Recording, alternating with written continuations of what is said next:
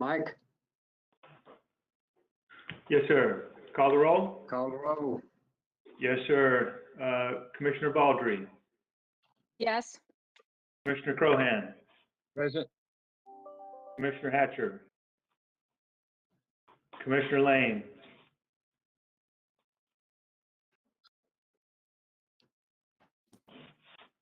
Commissioner Lathers, Lathers present. Commissioner Lucidian, Present. Commissioner McCord, Present. Commissioner McCoy, Present. Commissioner Richter,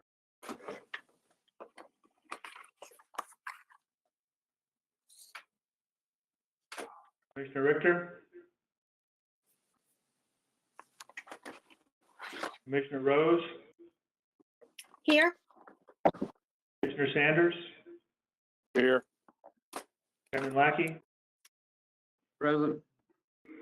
and I'm going to go back to Steve Lane.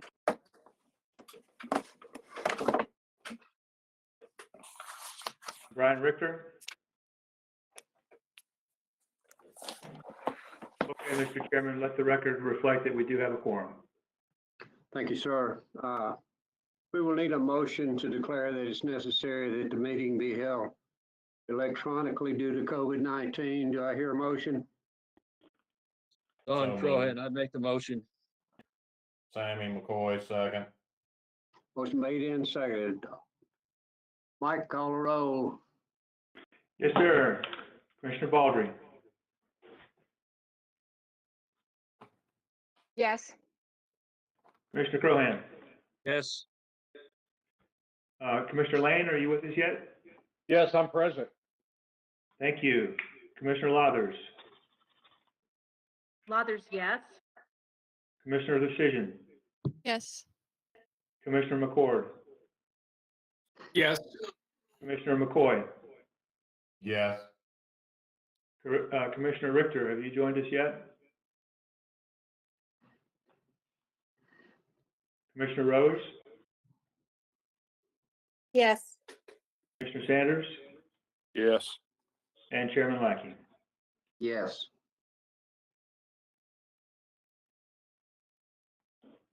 Thank you. Staff announcements. Yes, sir, I do have a couple of announcements. The first is just kind of the general reminder that I give every month to make sure that when you're not speaking, that your microphones are on mute, and also to announce yourself when you are speaking.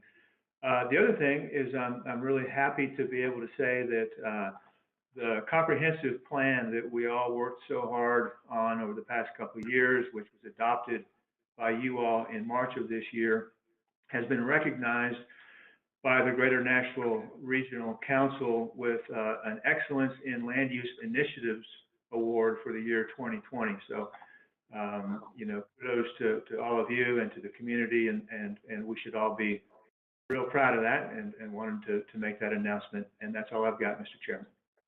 Thank you, sir. This is Chairman again. We need to discuss extending the public hearing time. I think last time we extended it to 60 minutes. I'll need a motion from someone to give me a time and a motion to do that, please. And Mr. Chairman, if I may, this is Mike Madison. We have 26 people who have signed up, so I do think that an hour would be an appropriate amount of time. Thank you, sir. Anyone? Is that for both public meeting items, Mike? This is Sammy. Commissioner McCoy, I believe that is just for item number. I'm sorry, that's for the Hooker property. I believe that is. Let me seek some clarification, but I do think an hour would be appropriate. So let's confirm that, please, if you don't mind.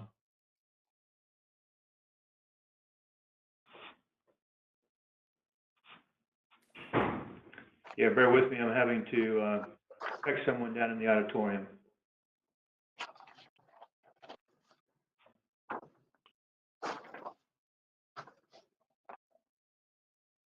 Okay, so, it is 26 for that item, Mr. McCoy. So I so moved for, I believe it is item 15. That we 16. and the public meeting to 1 hour to allow adequate time for the 26 people to public discussion. Lathers, second.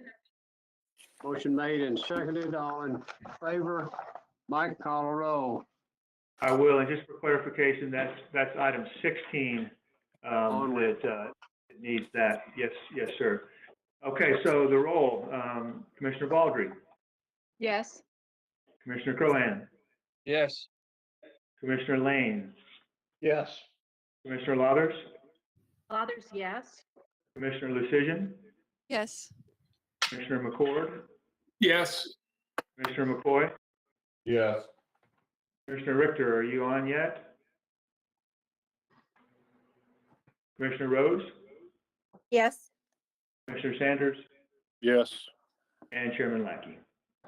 Yes.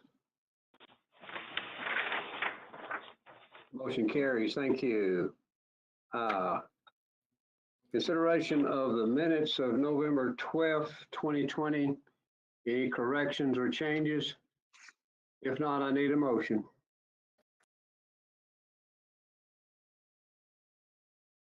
Anyone? This Commissioner Vote for Rose, approval of the aye. minutes. I'll second. Commissioner Rose, second. That was McCoy.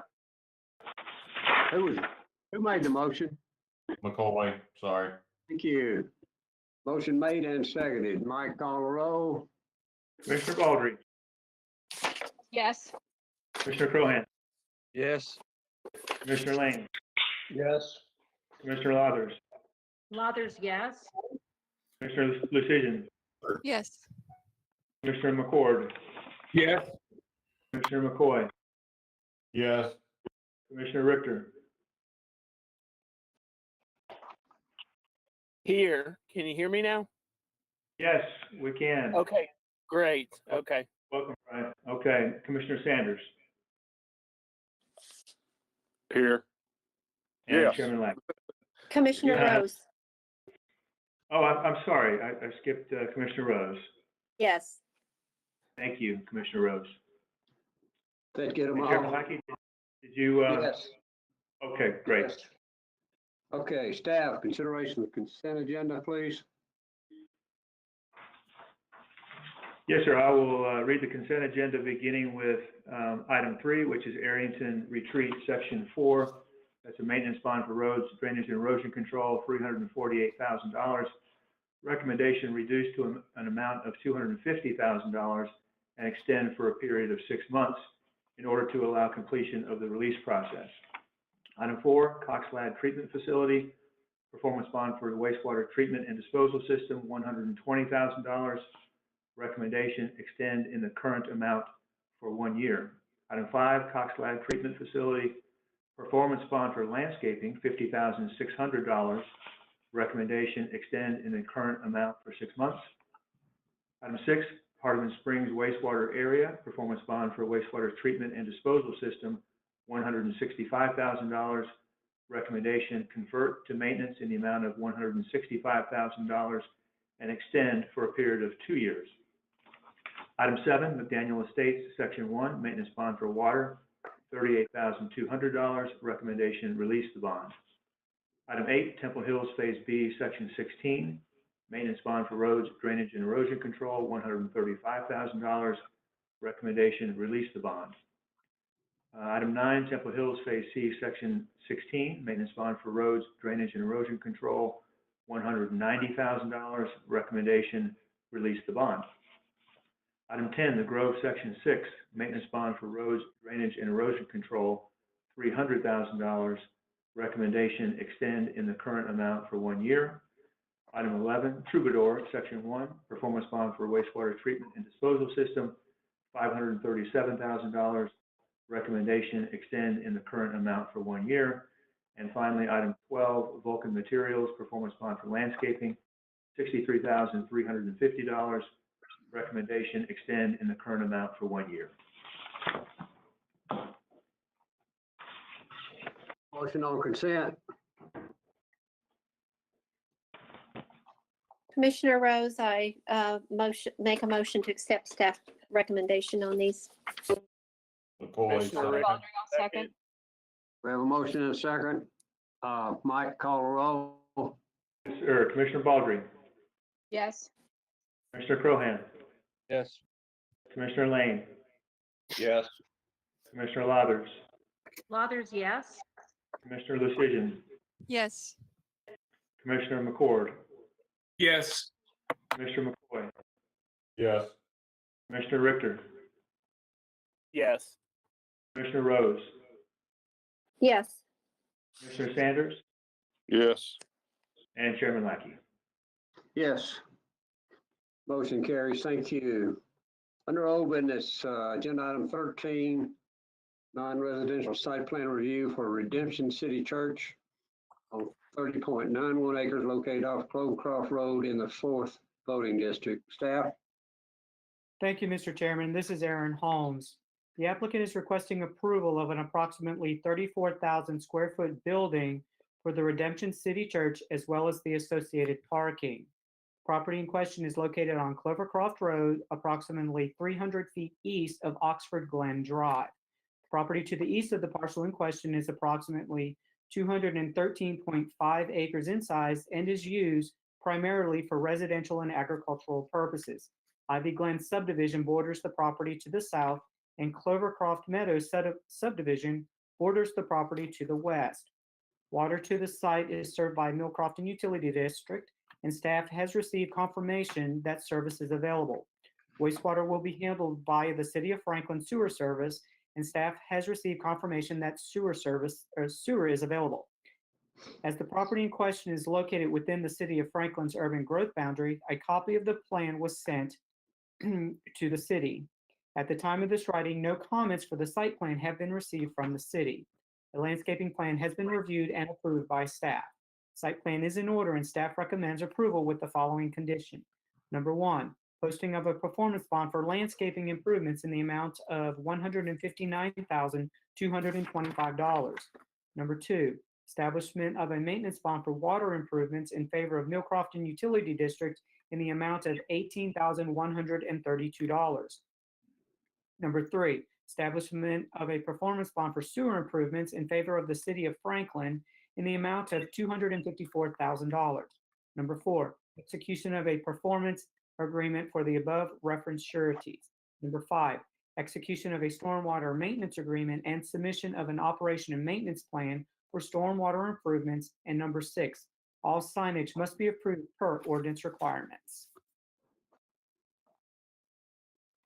Thank you, Aaron. Questions of staff? Comments? I just have a question about, this is Commissioner Rose. It said that, that a copy of the plan was sent to the city since it's within the urban growth boundaries. Do we need to ever hear anything from them regarding this? Commissioner, sometimes we do hear things from the City of Franklin, sometimes we do not. This is one instance where we have not. Okay, all right, thank you. Yes, ma'am. Other questions? Don Crohan, I move for accept staff's recommendation on this item 15, item 14. Ryan Richter, 13. second. We have a motion and a second. Any further discussion? Hey, for the Mike, record, call aren't we on item 13? Sorry. I'm sorry. Hey. Was there a Commissioner, comment out there? Aren't we on item 13? Yes. Yes, we are on 13. Okay, the motion was for 14. I'm sorry. I heard that and I thought I corrected it. Any other discussion? Prepare to vote. Mike? Commissioner Baldry, Yes. Commissioner Crohan, Yes. Commissioner Lane, Yes. Commissioner Lathers, Lathers, yes. Commissioner Lucian, Yes. Commissioner McCord, Yes. Commissioner McCoy, Yes. Commissioner Richter, Yes. Commissioner Rose, Yes, Commissioner Sanders, Yes. Chairman Lackey. Yes, motion carries. Thank you. Continuing under old business, agenda item 14, final plat review for Camus subdivision containing 6 lots on 35.6 acres located off South Carruthers Road in the 4th voting district. Staff? Thank you, Mr. Chairman. This is Lincoln Sweet. The subject parcel is approximately 36 acres in size and is located off South Carruthers Road across from Gallant Ridge Drive and approximately 1,000 feet west of Delta Springs Lane. The applicant is requesting approval of a large lot easement subdivision on South Carruthers Road. At this time, the applicant is requesting deferral to the January 2021 meeting to allow more time to address staff's comments. Staff concurs with this request. Thank you, sir. Motion to defer. Lathers, so moved. I need a second. Audrey seconds. Have a motion and a second. All in favor? Joe, I started to say Joe, Mike? Yes, sir. Commissioner Baldry, Yes. Commissioner Crohan, yes, Commissioner Hatcher. I'm sorry, Commissioner Lane, yes, Commissioner Lathers, Lathers, yes. Commissioner Lucian, Yes. Commissioner McCord, Yes. Commissioner McCoy, Yes. Commissioner Richter, Yes. Commissioner Rose, Yes. Commissioner Sanders, Yes. Chairman Lackey. Yes, motion carries. Thank you. Continuing under old business, agenda item 15, concept plan review. Whoa, excuse me. Yes, we are there. Concept plan review for Alice Hooker property containing 7 lots on 14.08 acres located off Vaughn Road in the 8th voting district. Staff? Thank you, Mr. Chairman. This is Giovanna. The applicant is requesting concept plan approval of a 7-lot major traditional subdivision.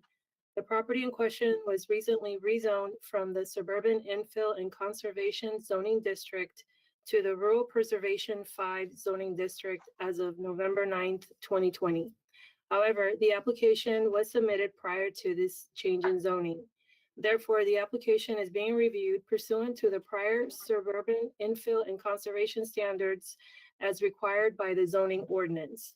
The review of a concept plan is the first stage in the development approval process.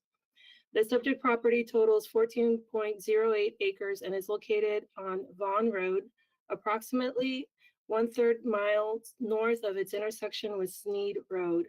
While the site is generally open and gently sloping, it contains pockets of natural resources requiring protection, including moderately steep slopes, small areas of woodlands, and a stream along the northern boundary. All natural resource protection standards have been met. The required minimum 50-foot open space strip around the perimeter of the property has been provided. The proposed development consists of 7 lots, all of which are approximately 1 acre in size. The overall density is 0.50 dwelling units per acre. 37% of the site will be preserved in open space, which exceeds what is requested by the zoning ordinance. Access to the proposed development will be provided from a single entrance on Vaughn Road, which is classified as a collector roadway by the major thoroughfare plan. A right-of-way dedication of 30 feet off the center line of Vaughn Road will be necessary. A traffic access analysis was prepared by the applicant and submitted to the county for review. The county's traffic engineering consultant has reviewed the TAA, or the traffic access analysis, and has recommended that the applicant improve Vaughn Road along the development property frontage to include an 11-foot travel lane and 6-foot shoulder on the side of the road where the development has frontage, as shown on attachment 15.3. Water and sewer services will be provided by Harpeth Valley Utilities District, and staff has received confirmation that these services are available. It should be noted that once detailed construction and engineering plans are prepared in conjunction with the submittal of a preliminary plat, changes to the layout, including the potential for a reduction of lots and relocation of drainage infrastructure, may be necessary. A landscaping plan will also be required. Staff recommends approval of this concept plan with the following conditions. The preliminary plat must address the following. Number one, all offsite improvements as specified in the traffic access analysis review letter from the county's traffic consultant must be provided by the county highway department. Submission of roads, drainage and erosion control plans for review and approval by the county engineer. And number three, submission of water plans for review and approval by Harpeth Valley Utilities District. The final plat must address the following. Number one, all offsite improvements as specified in the traffic access analysis review letter from the county's traffic consultant must be completed to the satisfaction of the county highway superintendent. Number two, dedication of a right-of-way 30 feet off the center line of Vaughn Road. Number three, prior to consideration of final plat approval, the applicant shall submit HOA documents for review and approval by the county attorney's office. The HOA documents must be submitted with the final plat, and the approved HOA documents must be recorded concurrently with the recordings of the final plat. Number four, establishment of a performance bond for roads, drainage, and erosion control. Number five, establishment of a performance bond for water improvements in favor of Harpeth Valley Utilities District. Number six, establishment of a performance bond for sewer improvements in favor of Harpeth Valley Utilities District. Number seven, submission of landscaping plans and establishment of a performance bond for landscaping. Number eight, execution of performance agreements for the above referenced sureties. Number nine, execution of a stormwater maintenance agreement and submission of an operation and maintenance plan for stormwater improvements. And finally, number 10, submission of the approved final plat in DWG format on recordable media based on the Tennessee State Plane Coordinate System prior to signature and recording of the plat. Thank you, ma'am. Questions of staff? John, I have a question. This is Robin Baldry. Yes, ma'am. When I'm looking at the map of this property or the location of this development, looking at the map from last month that's agenda item number 16, is this part of the same development, or it looks like it's somewhat encompassed with the development in agenda item 16, the one from last month? Am I just looking at that wrong, or you look at the two different maps? Go ahead. No, go ahead. As I have it understood, this is a separate from the next item, the 121 lots.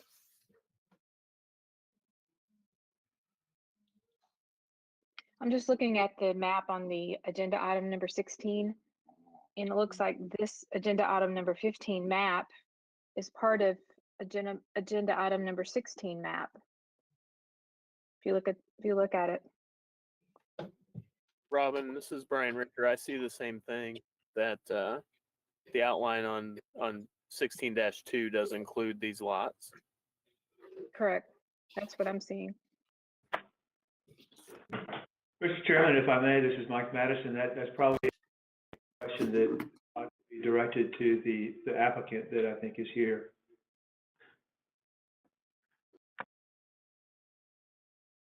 Is the applicant here? Yes, You Mr. have the floor, Commissioner. sir. Yes, sir. Alan Thompson with Reagan Smith and Associates, here on behalf of our client, Lisa Campbell. And yes, it's the same owner. It's a different project. It's submitted as a traditional 7-lot subdivision, and is immediately south to item 16 that will be heard at public hearing.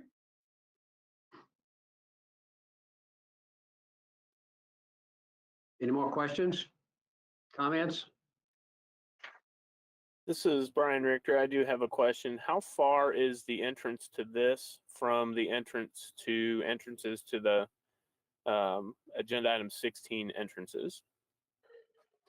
Yes, I could answer that. It is just over 600 feet. All the entrances are spaced at 600 feet apart. Thank you. Also, how far is this from the active bald eagle's nest? It is considerably outside the 660-foot radius. A little hard to show on this particular exhibit, but it is outside of that. I can get you a more definite measurement if you're needing that. Is it within a half mile? It is within a half mile, yes. One question, there's a recommendation in the U.S. Fish and Wildlife Reserve about blasting within a half mile of an active eagle's nest. So that's a concern of mine for sure.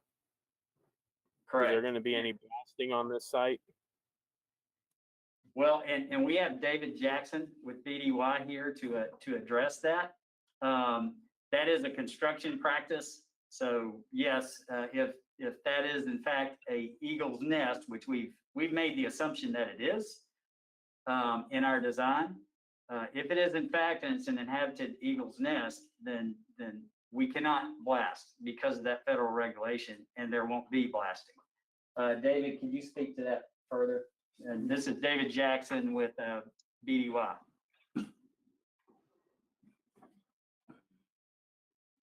Good evening. I'm David Jackson at BDY Environmental. We have looked at the Eagle's Nest possibility.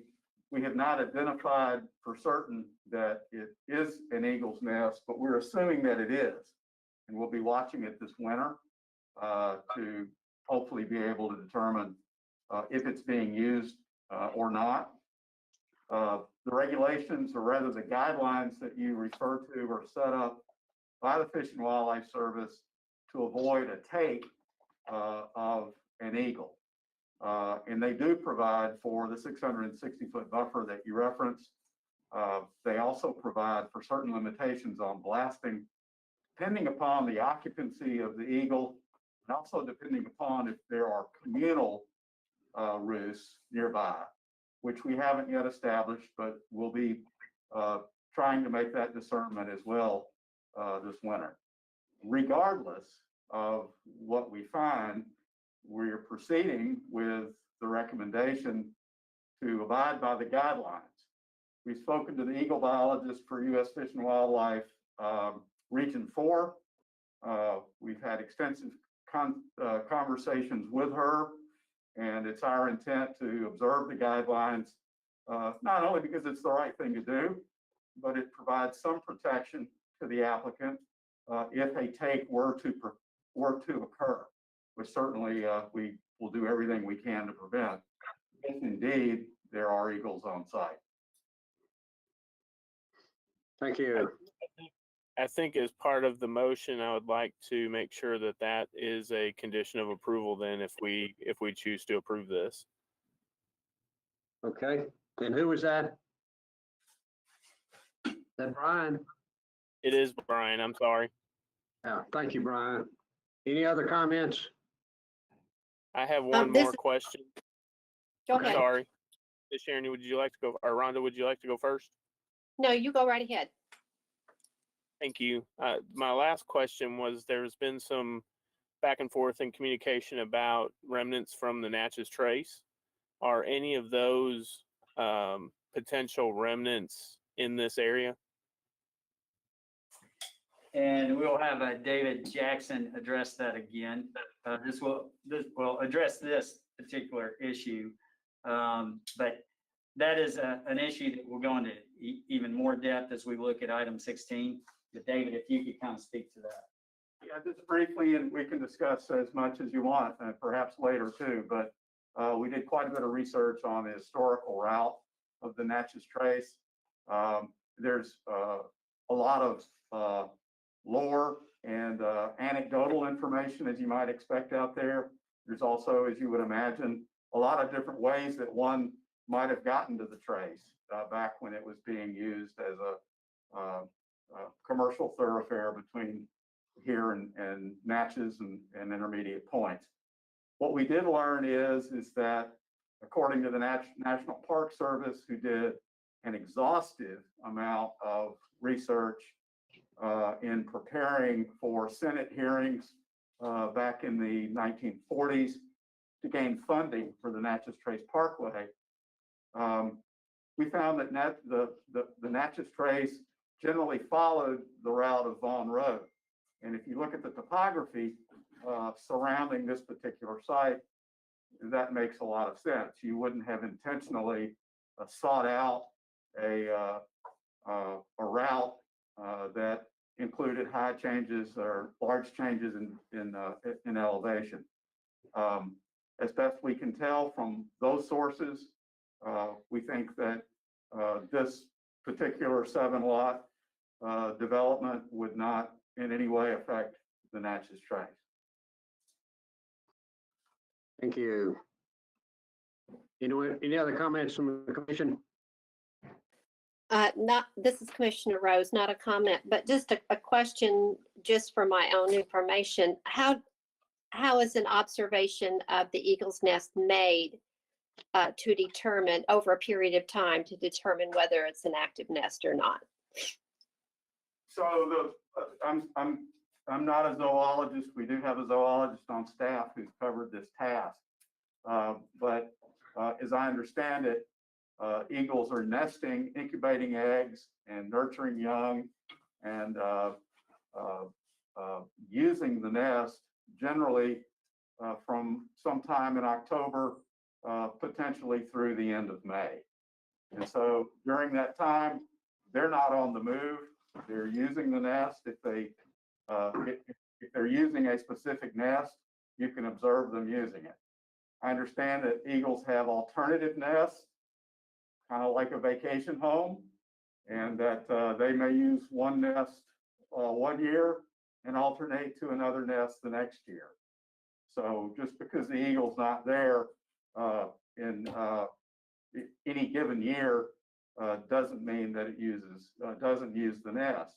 But we'll be watching for that this winter when the nest, if it is being used, is in use. How does the watching take place? From a distance. Who does it? The prohibition against a take is a requirement of the Bald and Golden Eagle Act, Protection Act. And so there's a potential that even being near the nest on a regular basis could disturb the bird. So you do it from a distance. As I said, we have a trained zoologist on staff.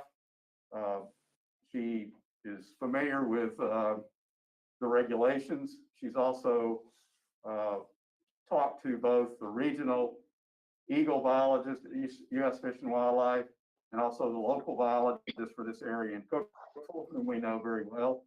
And she'll be fully qualified to do that. Thank you. Thanks for the information. Anyone else? Commissioner McCoy, I've got a couple things I want to say. Go ahead. I do want to just note that well, it's the three entrances between this item and item 16, entering a collector road. That's just while it may meet the approval, that's adding a lot of conflict points and about 1,200 feet of roadway. Every conflict point is a turning movement as potential traffic crosses. And introducing this as a separate subdivision introduces a third one for the pickup of a few lots. It is what it is, but it is a little concerning to have 3 new entrances in the middle of an S curve that are 1,200 total feet apart. I will note that the 1 acre lots, while this is very tight along Vaughn Road, I assume staff is correct that we've met the offset requirements and the setback requirements. The 1 acre lots somewhat match the neighborhoods. If you go down the road and you start looking around the other neighborhoods, they're in the larger third of an acre to half acre to 1 acre lots. So this particular development does somewhat meet that character of that area. I just wanted to note that. That's all I've got. I just want to note a couple things. I don't think my questions have been answered. Thank you, sir. Anyone else? This is John, Commissioner. Sorry. go ahead. Go ahead, Brian. Just one other request too, if we could get the opinion of staff regarding if they feel like this smaller development meets the intent of the comprehensive plan.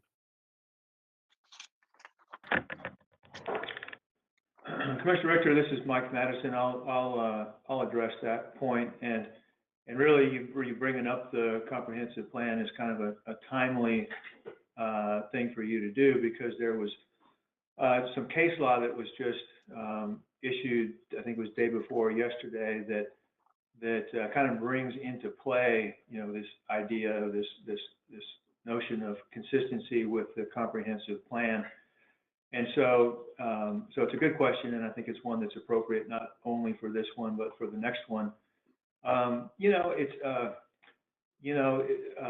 think Commissioner McCoy, brought up some points about the acre lots, somewhat fitting in with the area, which is certainly something that the comprehensive plan recommends. However, as you're very well aware, the comprehensive plan does suggest that this area of the county be restricted to an overall density of 1 unit per acre, and the comprehensive plan is sprinkled throughout with a lot of language about the preservation of rural character, emphasizing low density residential, the preservation of open space and natural resources and that sort of thing. So I do think that given this new case law, that the comprehensive plan is something that you can and should consider, along with everything else that is in the record before you.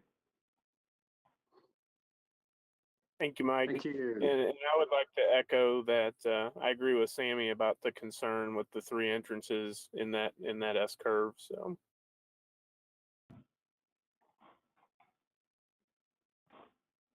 We have a Commissioner, if it's okay for me to speak. We have Brandon Baxter, our traffic engineer here, that can address the relationship between those 3 entrances. Go ahead. Thank you. As Alan mentioned, Brandon Baxter and Reagan Smith, and I understand the question is about the relationship between the entrance for these 7 lots and the ones to the north as part of the other development. As we looked at the locations for access, we looked at locating them where we would have good sight distance, which promotes safety, gives people the gaps that they need to turn out and identify those before they turn. And for this 7 lot subdivision, we specifically consolidated all 7 driveways onto what I would call a frontage road, so that there was only one connection to Vaughn instead of separate 7 individual driveways. That was a benefit that we saw, and I think that was recognized by everyone as the beneficial thing to do here. So we've done that and held it to 3 access points, and have tried to space them equidistant and far enough that they don't overlap with their turning movements and possible deceleration. So hopefully that answers your question, and we're happy to offer any more if you need any. Commissioner Richter, thank you. What is the site distance from this access point for this the 7 lot development? So the site distance, intersection site distance, is governed by the AASHTO Green Book, design guidelines for highways and streets. It's a nationally accepted standard. We meet that. Beg your pardon? Okay. I understand where it comes from. I just was curious what the actual site distance is for this entrance point. Yes, sir. To the south, you will be able to have sight distance seeing all the way to Sneed Road. And to the north, I believe the sight distance is approximately 600 feet as it goes around the curve and then over the hill into the little saddle point. Closer to the other accesses to the north. Thank you. Welcome. Anyone else? John, this is Robin Baldry. Yes, ma'am. I just concur with what Sammy was talking about in regards to the 3 entrances being so close together. Because with that many homes, including the 7, and you're looking at least minimum of 236 vehicles coming out every 600 feet or so, and on the S curve. I mean, the way they're laid out, I guess. That's a huge concern for me as well on Vaughn Road, because it's not a great road to be traveling with that many cars on it, and especially that close to Sneed Road. So that is also a concern of mine. And I'm just kind of curious, it's more of a comment. So agenda item 16 and this item obviously related, the same people own it. Why did they not incorporate this development into the one we'll be with the public hearing? I mean, it's just a comment. I found that interesting that they just didn't put it all together. There's some reason why they didn't do that. They separated this out just for 7-acre lots, more of like I don't really know why. So I was just curious. Yeah, I can address that, Commissioner. Okay. Again, Alan Thompson with Reagan Smith. We looked at this from a couple different standpoints. One, looking at variety in housing, residential housing options, but also the fact that you see a stream immediately to our north there. We wanted to minimize any kind of impact to that stream. Any kind of relationship between the 2 developments would have linked them from a roadway standpoint, and we wanted to avoid that as well. So this particular portion of the site, just by the layout of the boundary itself, accommodated a different housing type than what would be appropriate for what we're going to show you in item 16. Okay, thank you. And one more comment about the bald eagle and the observation of it and just keeping watch on it through the winter. I concur with Brian as well as putting that as a condition, because I live across the street from construction right now. And I feel like it's just going to be very difficult unless someone's out there on a daily basis, every few day basis, weekly basis to watch for that. Because I mean, sometimes they start at 4 in the morning, sometimes 5, depending on what's going on, because they've been drilling across the street. There is blasting over there as well. So that does concern me, that how often are they going to be observing it and just taking note of it and updating us and letting us know, what's going on. And I had a subdivision built across the street as well. And it's going on, you just have to be very, very watchful of it. So again, concurring with Brian, that's a concern of the bald eagle and being so close. And Commissioner, go ahead, Alan. I'm sorry. oh yeah, just to address that real quick, BDY would be brought on and tasked with that for us to that particular task to observe that nest appropriately as per federal guidelines require you to. When we heard about that in the public hearing last November, and when that was brought to our attention, we immediately seeked out what that meant and what it could be, because these are not guidelines that we can choose to abide by or not. These are federal guidelines, and if that is indeed an eagle's nest, then we will have to adhere to those guidelines. So it is a construction practice from a blasting standpoint. And if that is in fact an eagle's nest prior to us going to a preliminary plat, we would have to provide proof one way or another to do that. And if it is that, then that would limit our construction practice to no blasting. So I don't want you guys to think we're taking it lightly. We took it very seriously. It made a significant impact to our our concept plan, which you'll see in item 16.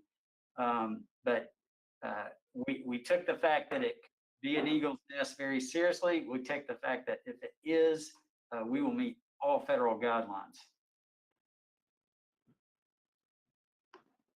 And this Other is comments?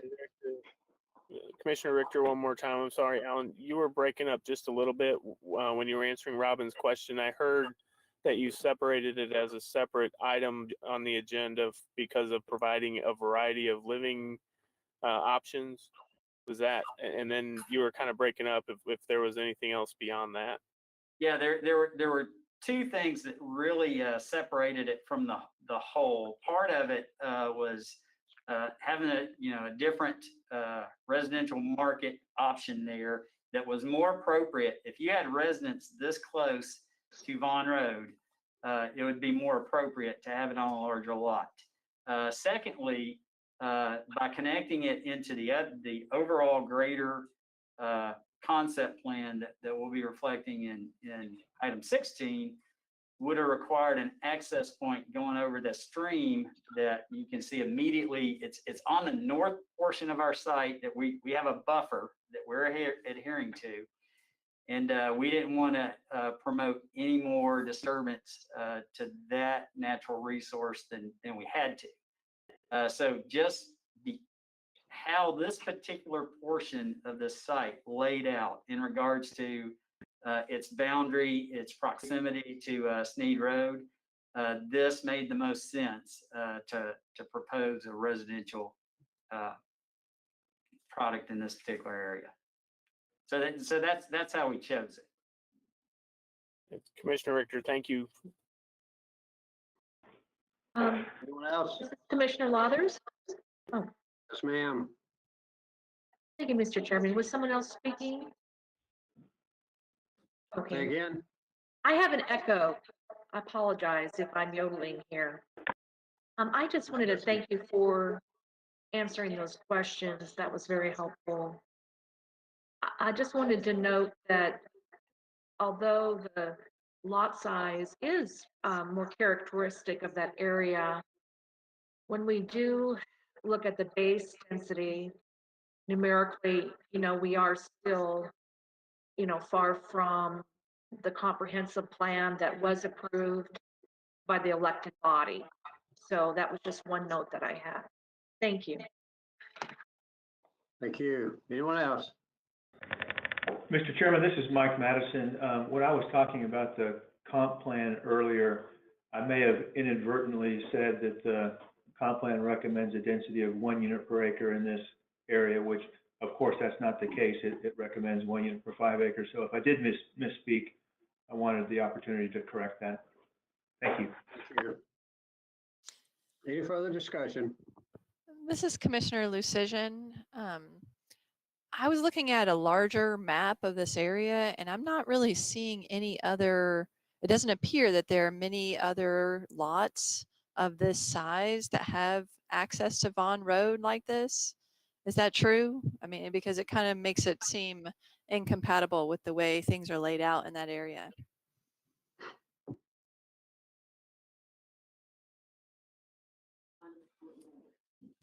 Yeah, along Vaughn's Road, this is I would say this is a good example of lot size as you head to the north. Now, it does not, these lots don't have direct access to Vaughn's Road like a lot of the lots to the north do. And that's what separates it from those particular lots. Having a parallel road like we've shown here, so that you have a central point of access, minimizing multiple access points down through there. But that is also something that's required by your ordinance, is to address it in this fashion, and that's why we chose this particular approach.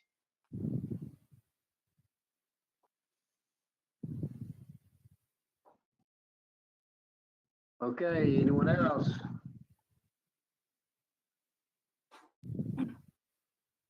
Commissioner Lackey, I would like to say we appreciate the opportunity to work with staff on this project, and we appreciate their recommendation of approval.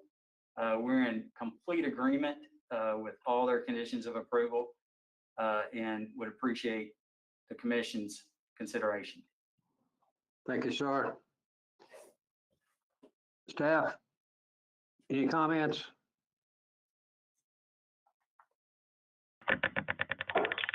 No, sir.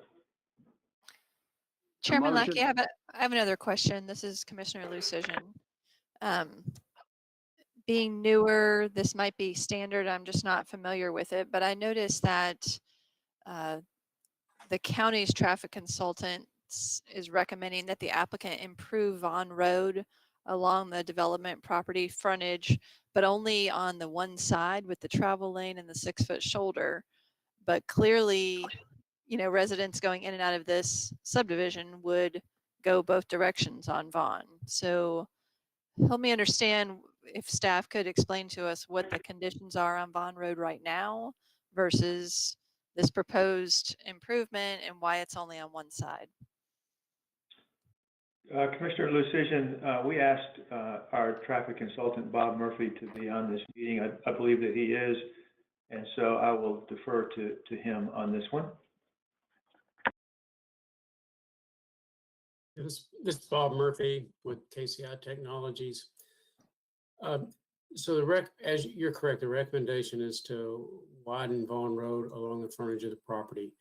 That is because since this property is being developed, that amount of property is available for right-of-way. And the idea is as properties develop along Vaughn Road that they also widen along their frontage to provide the ultimate cross-section for Vaughn Road.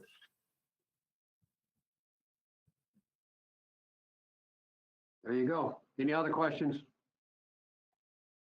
I have a question. No, I have a question. So this is Commissioner Lucision. So what are the lane widths right now versus what we're telling them they need to make them? I don't see that on the plan. Yeah, it may be Mr. Baxter with Reagan Smith might want to clarify this, but I believe the lane widths are currently in the range of 10 to 11 feet with about a 1.5 to 2 foot shoulder. So our recommendation is 2 widen to 11-foot lanes plus a 6-foot shoulder.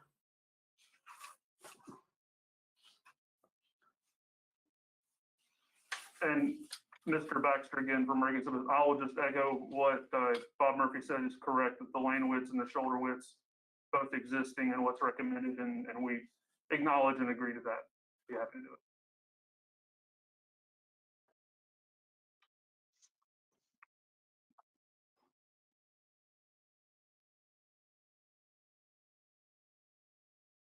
Other comments? Motion?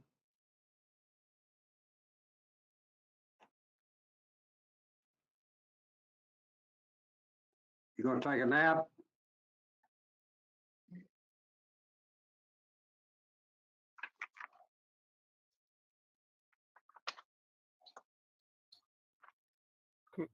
Chairman Lackey, this is Brian Richter. I'll make a motion that for approval with the added condition, just as a highlight, I understand they say they're going to conform, but that if the Eagle's Nest is active, that it be documented that there will be no blasting within a half mile, and that all of the requirements of that document are followed. Thank you, sir. Commissioner Rose, second. Motion made and seconded. Any further discussion? Prepare to vote. Mike? Commissioner Baldry, No. Commissioner Crohan, No.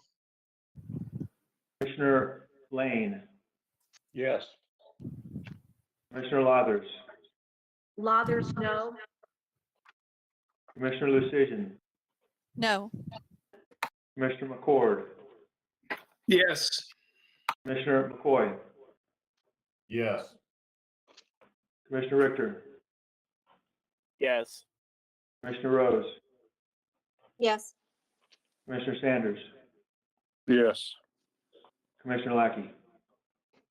Yes. What's the count?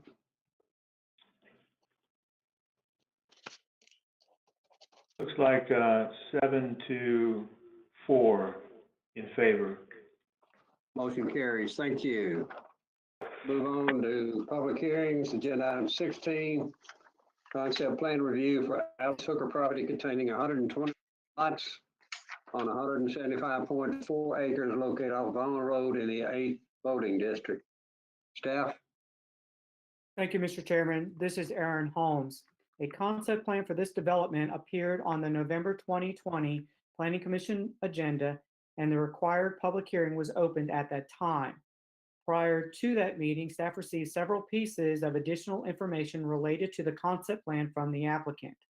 Planning Commission deferred action regarding this item until the December 2020 meeting so that staff could sufficiently evaluate this information. Planning Commission also continued the public hearing to the December 2020 meeting. The information provided by the applicant addressed the following shortcomings of the proposal that staff had enumerated in the staff report sent in the November agenda packet. Number one, missing information from the Natural Resources Plan. Staff highlighted the fact that the Natural Resources Plan did not satisfactorily address tree canopy retention. Additionally, based on the information that had been provided by the applicant at the time of the staff report, staff felt that the slippage soils protection standards of the zoning ordinance were not met. The additional information provided by the applicant included a tree canopy inventory that demonstrated compliance with ordinance requirements. Additionally, the applicant provided a geotechnical report sealed by the applicant's geotechnical engineer that more accurately depicts the location of slippage soils on slopes of 15% or greater, which must be located in open space.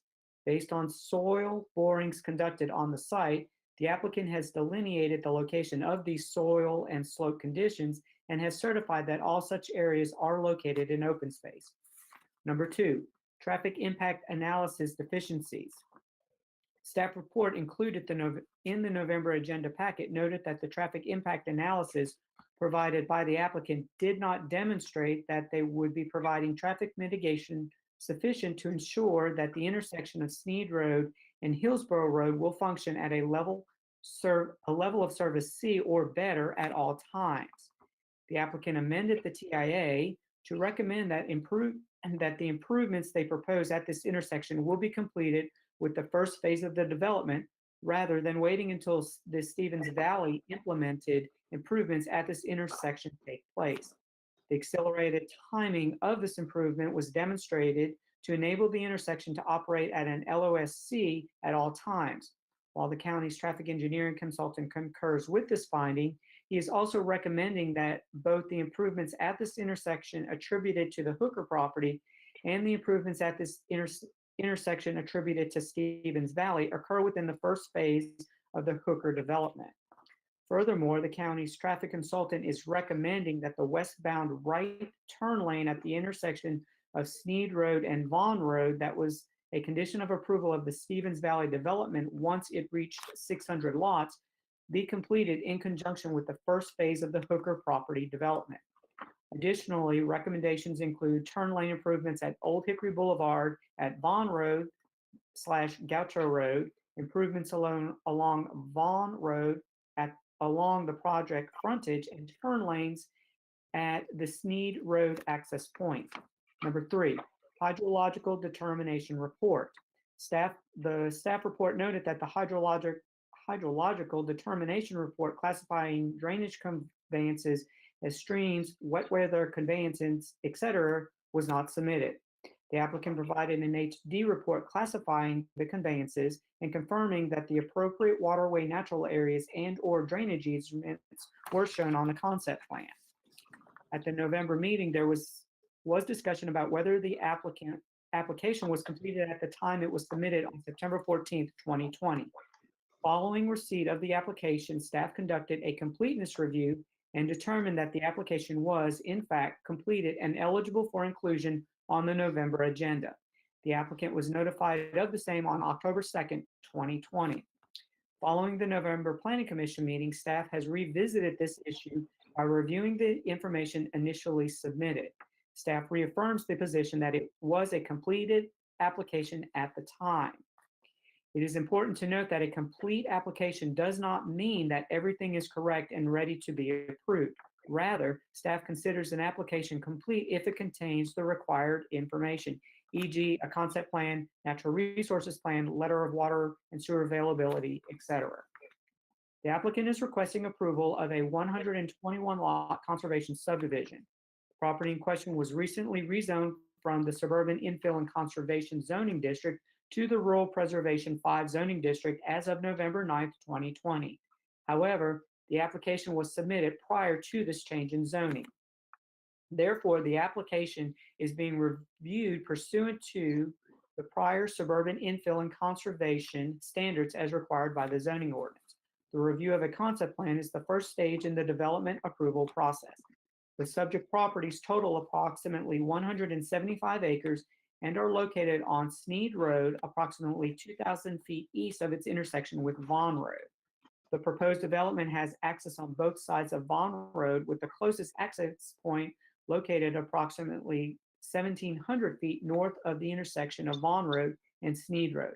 A portion of the properties are bordered to the west by the Harpeth River. The site contains a number of natural resources, including moderate and very steep slopes, streams, floodplains, slippage soils, and areas of woodlands.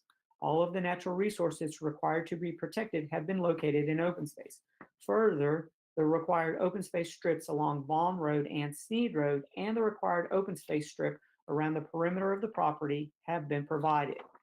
The proposed development consists of 121 lots, which ranged in size from 6,075 square feet to approximately 2.25 acres.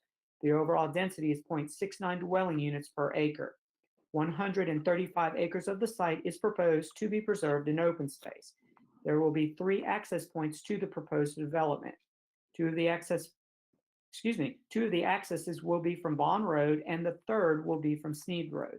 Vaughn Road, which is classified as a collector roadway by the major thoroughfare plan. A right-of-way dedication of 30 feet off the center line of Vaughn Road will be necessary. Water and sewer services will be provided by Harpeth Valley Utilities District, and staff has received confirmation that these services are available. Should be noted that once detailed construction and engineering plans are prepared in conjunction with the submittal of a preliminary plat, changes to the layout, including the potential for reduction of lots and relocation of drainage infrastructure, may be necessary. A landscaping plan will also be required. Staff has concluded that this proposal meets applicable requirements of the zoning ordinance and subdivision regulations. Therefore, staff recommends approval of this concept plan with the following conditions. Preliminary plat must address the following. Number 1, all off-site improvements as specified in the traffic impact analysis review letter from the county's traffic consultant must be approved by the county highway department or TDOT as applicable. Number 2, submission of roads, drainage, and erosion control plans for review and approval by the county engineer. And number 3, submission of water plans for review and approval by Harpeth Valley Utilities District. Final plat must address the following. Number 1, dedication of right-of-way 30 feet off the center line of Vaughn Road. Number 2, prior to consideration of final plat approval, the applicant shall submit HOA documents for review and approval by the county attorney's office. The HOA documents must be submitted with the final plat, and the approved HOA documents must be recorded concurrently with the recording of the final plat. Number 3, all off-site improvements as specified in the traffic impact analysis review letter from the county's traffic consultant must be completed to the satisfaction of the county highway department or TDOT as applicable. Number 4, establishment of performance bonds for roads, drainage, and erosion control. Number 5, establishment of a performance bond for water improvements in favor of Harpeth Valley Utilities District. Number 6, establishment of a performance bond for sewer improvements in favor of Harpeth Valley Utilities District. Number 7, submission of landscaping plans and establishment of a performance bond for landscaping. Number 8, execution of a performance agreements for the above referenced sureties. Number 9, execution of a stormwater maintenance agreement and submission of an operation and maintenance plan for stormwater improvements. And number 10, submission of the approved final plat in DWG format on recordable media based on the Tennessee State Plan Coordinate System prior to signature and recording of the plat. One additional item, Mr. Chairman, all of the correspondence that we received on this item have been sent to you via email. Thank you, sir. Mr. Chairman, Yes, this is Don Croy. I'd like to be recused from participating in this particular item. I say again, Don, I didn't hear you well. I'd like to be recused from participating in this particular item, item 16. Okay, thank you, sir. Appreciate you telling me. Anyone else? We'll open public hearing at this time.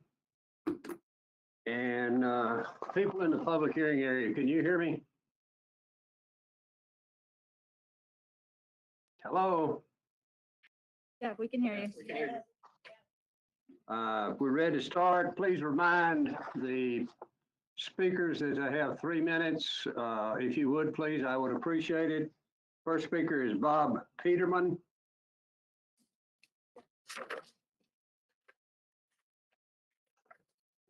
Bob Peterman, live at 720 Wild Timber Court, 37069. Good evening, Commissioners. Thank you again for your tireless service to the people of Williamson County. We are truly grateful. As of 4 hours ago, 2,244 Williamson County residents have signed a petition in opposition to the proposed Hooker property developments. It is still a very big issue for its neighbors and for many others in the county. While a development's application may technically be complete, it is far from the complete picture. It not only violates both the spirit of the county's new land use plan and the letter of the new zoning law, but also still has numerous substantive issues, including its extreme incompatibility with the surrounding agricultural properties and neighborhoods, traffic hazards at the multiple entrances on Vaughn Road, several $1 million worth of improvements at the Vaughn Old Hickory and Sneed Hillsborough intersections that should be completed by the developers before any more building permits on either of these roads should be granted. Other speakers tonight will comment on additional substantive issues, including the number of lots proposed on hillsides that exceed 16 degrees slope, extensive stormwater runoff damage for neighboring properties on Sneed Road. Geothermal studies were not conducted in the areas where most of the dense housing is proposed. Remedies for extensive stormwater runoff to its immediate neighbors. Federal guidelines eliminating blasting due to eagle's nest on the property. I know that's been covered. And the existence of remnants of the historic old Natchez trace on the property and others.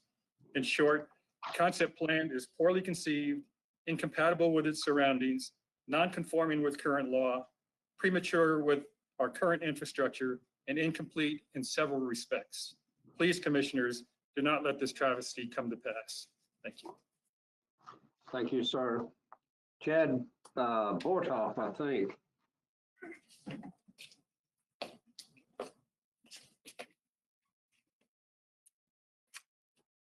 Thank you, Commissioners. Stand before you tonight asking for denial of the proposed Hooker Conservation Subdivision.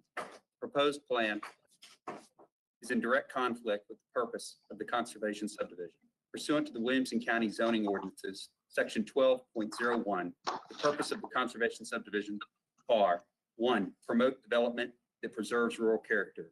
2, encourage the permanent preservation of open space and protection of natural resources. 3, minimize the total amount of land disturbance associated with the new development. The Hooker plan is not in keeping with these design guidelines. Furthermore, the deviation from the design purpose will negatively impact the entire community and destroy the very natural resources that the ordinances help protect. Facts that support this argument are detailed by none other than the applicant themselves within their submittal. I ask that you please reference sheets 2 and 3 of their conceptual plan. The topography of the Hooker farm complicates the development of the site. Again, a conservation subdivision is intended to conserve natural resources, including steep slopes and hilltops. However, noted on sheet 2 of their plan, the applicant identifies 72 of 121 lots, or 60%, are designated as critical due to the natural conditions, mostly steep grades and slopes. To further complicate the issue, please reference sheet 3 of the plan. The hilltop stands at an elevation approximately 100 feet above Vaughn Road. The proposed lots are not only the issue.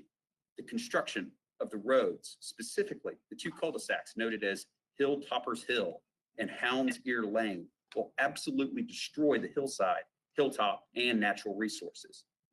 Due to the conflict this plan presents with Williamson County zoning ordinances, specifically section 13.01, which details measure to protect ridgetops and hillsides from development, reduce increased runoff, which negatively impacts water quality, and preserve the valuable resources of steep sloped areas. I respectfully request that the Planning Commission deny the Hooker Conservation Conceptual Plan. Thank you for your time. Thank you, sir. Sharon Pugh.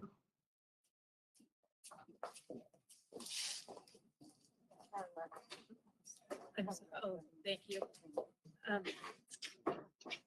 I would like to thank the commission for this opportunity to speak about wildlife preservation. I'm going to speak kind of off the cuff because I had prepared a lot of information on the Bald Eagle Act, which you've all asked about.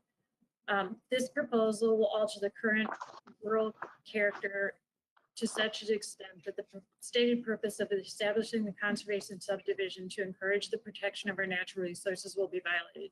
The area has historically and continues to be the home of some of the most varied and rich wildlife in our county, including prize-sized deer, turkey, box turtle, spotted foxes, coyotes, bobcats, red-tailed hawks, and numerous others. Due to the open space and the densely wooded hills and the Harpeth River, the area has also attracted and sustains bald eagles that are protected under the Federal Bald and Golden Eagle Act of 1940. National guidelines and Tennessee review processes have been established in conjunction with the act. I'd like to make a comment about the active or inactiveness. Both active and inactiveness are protected under this act. And the act provides protection by providing, among other things, the disturbance of any bald or golden eagle. To disturb is defined as to agitate or bother a bald or golden eagle to the degree that it causes or is likely to cause the injury of an eagle, the decrease of its productivity by substantially interfering with normal breeding, feeding, or sheltering, or its nest and abandonment by substantially interfering with the same. So what I would like to just say is my notes included that I wanted assurance that there would be no blasting or loud noise components, but I wanted to point out that is exactly what it says. The buffer zone is required to be 1/2 to up to 1 mile if there is any blasting or loud noise component included in the plan. It seems to me that the last-minute revisions to the plan seem to suggest a veiled attempt to address the topic for this property while their work is incomplete and lacks proper coordination with state agencies, although tonight I'm happy to hear that they brought some on. Having said this, because of the impact of a large, dense development on sensitive and critical land, which supports a unique and highly valued ecosystem, we ask that you deny the proposal. In addition, we ask that you deny based on the incomplete work done as it relates to the Bald and Golden Eagle Protection Act and the likelihood that it will lead to the disturbance of a federally protected animal. And I'd also like to just state that the bald eagle observation, just to give you some context, the Fish and Wildlife Service recommends a buffer distance of 330 feet just for photographers and viewing of bald eagles' nests. So you can imagine what all of this construction and the proposed long-term development of this area would do to our natural resources and our wildlife. Thank you. Thank you, ma'am. Laura Turner. It's not the trouble. Oh.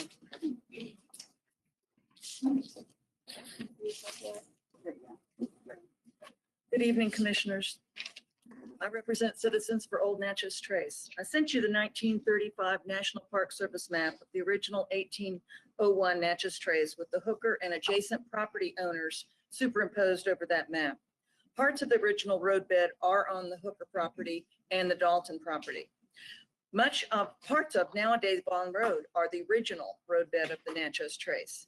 In 2014, the Williamson County Highway Commission adopted a sensitive template for the repaving of the old Natchez Trace.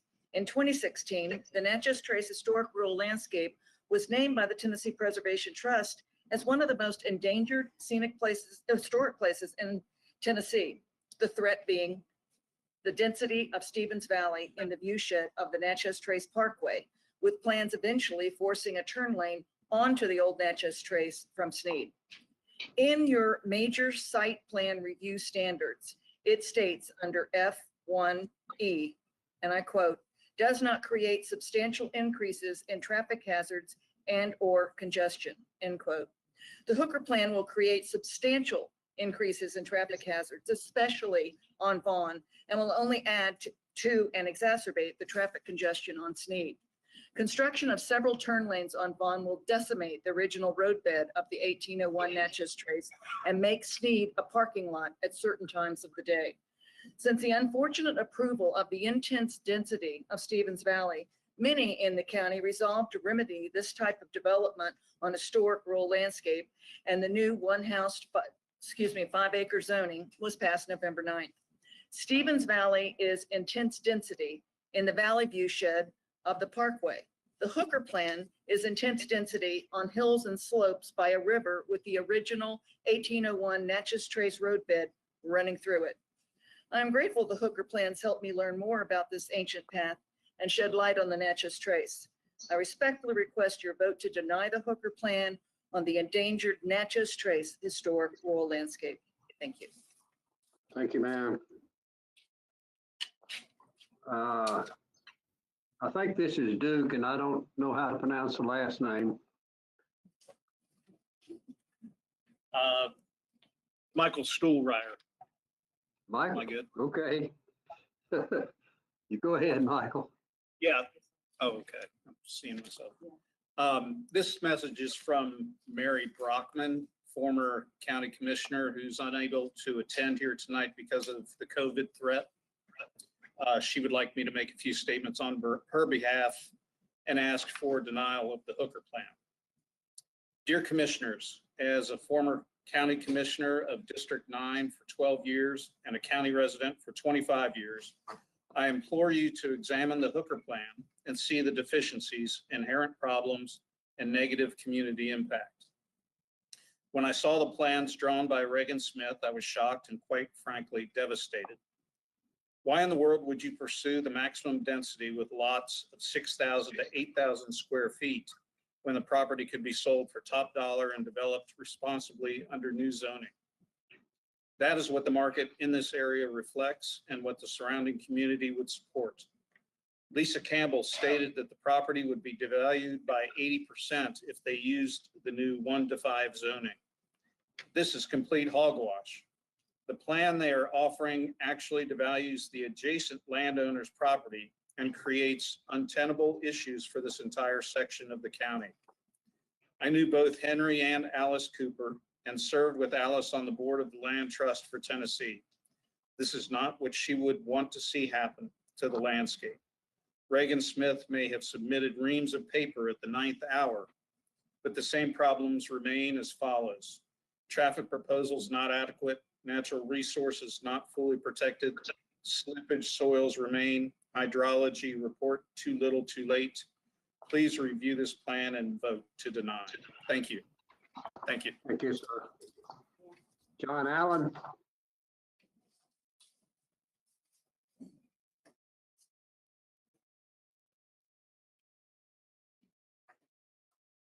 Yes, I'm John Allen. I live at 1183 Sneed.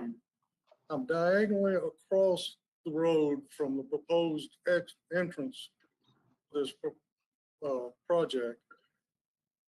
If this isn't installed, it will throw a huge amount of stormwater runoff onto my property and the property of our neighbors, Steve and Linda Harlan. We already suffer from seasonal flooding, but it's manageable. If this project goes through, it will become unmanageable, and it will really hurt our properties. Another thing is there's been so much unprofessionalism with the presentation of this project and the planning. There's been numerous revisions, things overlooked. It's still not complete. I just want to urge you, reject this project. It's bad for the county, bad for the community. Thank you for your time.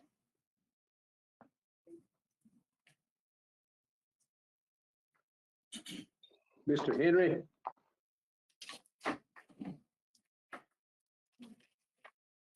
Mr. Mr. Chairman, members of the commission, my name's Sean Henry, 315 Dedrick Street, Nashville. I represent a significant number of property owners adjacent to this property as well as in the surrounding area.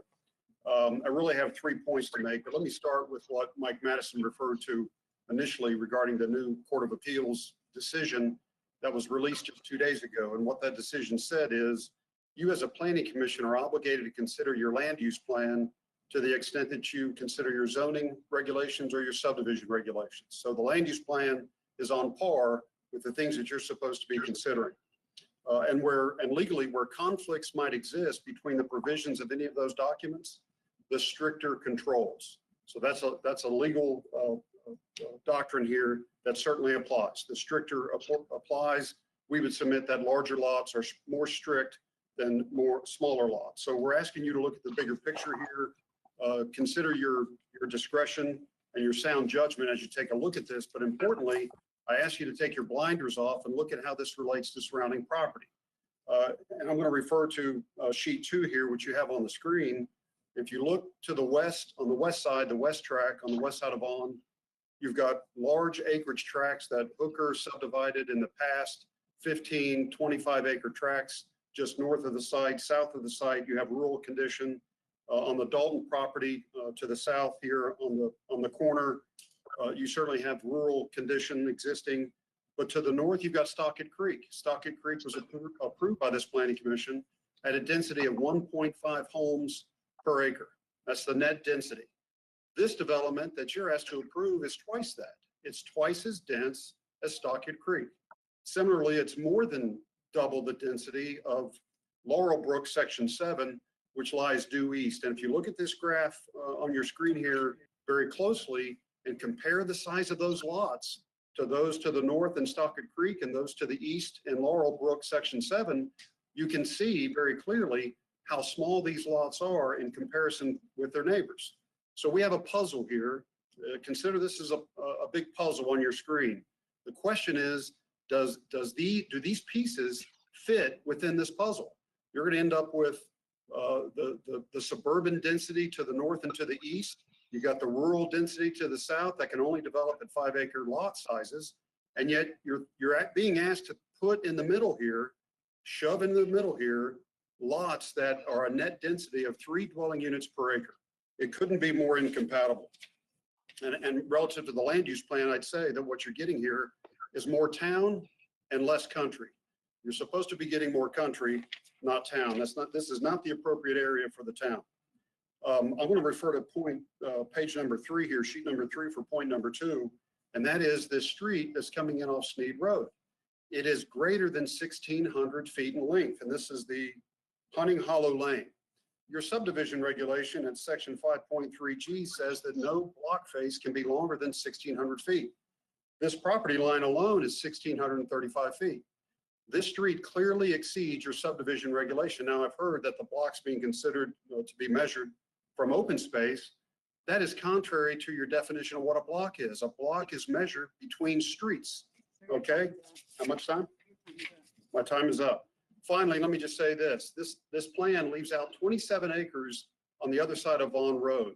You've been asked to look at an incomplete picture of what's being proposed here. There's 27 acres that's missing. You just approved the 14 acre for 7 lots.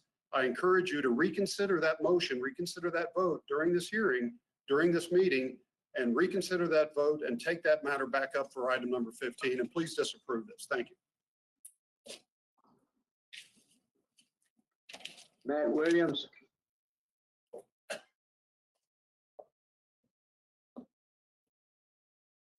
Good evening. Name's Matt Williams, 106 Ken Hill Court, Franklin, Tennessee. I'm the county commissioner for the 9th district. This development is just outside the northern boundary of the 9th district, but it has some significant impacts on the constituents that live in my district. Here to make just a couple of points.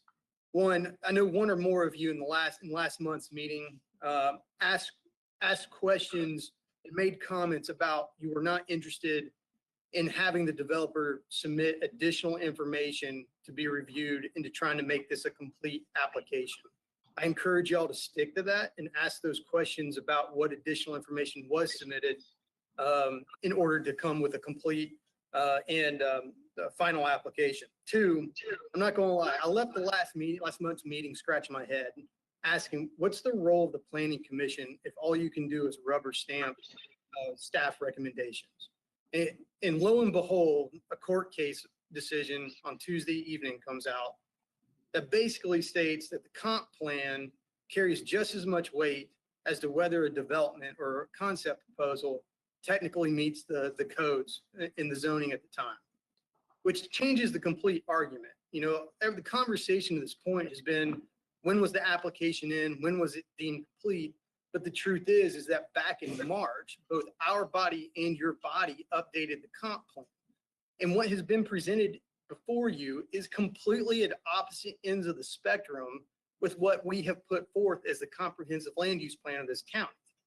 There should be nothing more needed to consider substantive to deny this proposal. So I encourage you guys to deny this proposal. There's probably a lawsuit that will come no matter what you guys do. We all recognize that. But it's a much better defensible position to stand with the will of the community, which is reflected in the comprehensive land use plan, and deny it and face that than it is to go the other way. Thank you for your service to the county, and thank you for listening. Thank you. Thank you. Rich Roberts.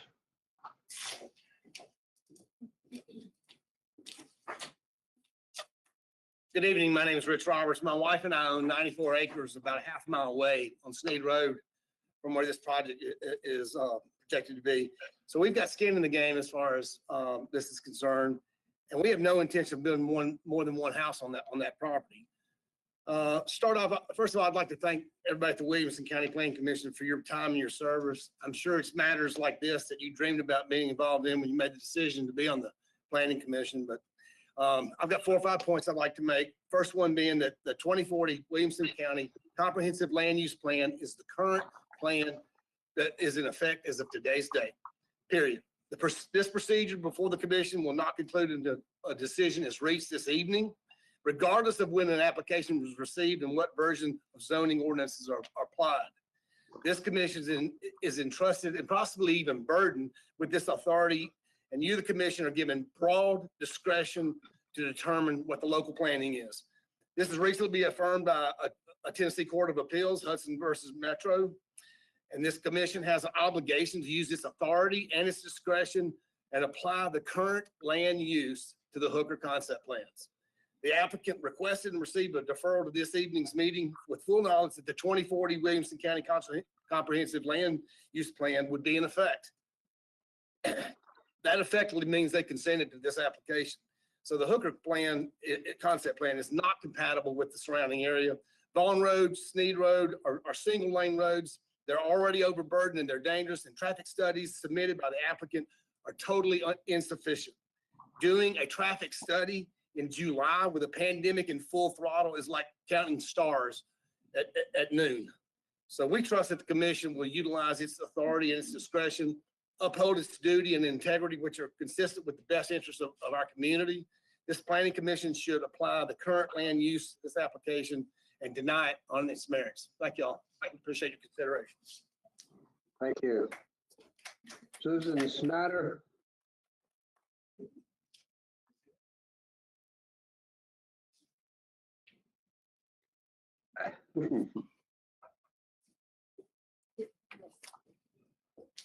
Good evening. My name is Dr. Susan Snyder, and I'm an Iowan by birth, but a Tennessean by choice for the last 40 years. Over the past 31 years, my family and I have lived in an old house on Sawyer Bend Road along the Harpeth, where my children were born and raised. And tonight I speak for them, for myself, and for my fiance, Baxter Overton, who has roots much deeper here in Middle Tennessee than I am one of many who have viewed and studied the bald eagles, the river otters, the snakes, the coyotes, the Native American burial grounds. I've canoed on the river, I've fished on the river, and I've been flooded by the river. I will defer to the others who have spoken or who will speak on the issues and the merits of this concept plan. They know much more than I do. However, what I do know is when this land is developed, it is gone. It will no longer be the wild, beautiful place that I moved here to enjoy. It'll be town. I ask only that you, as public servants, officials in this county, in our community, who we put our trust in, to please use your judgment, your knowledge, and the facts to make an informed decision. And to also let your conscience guide you in making your decision tonight. I thank you and I appreciate your time. Thank you, ma'am. Baxter Overton.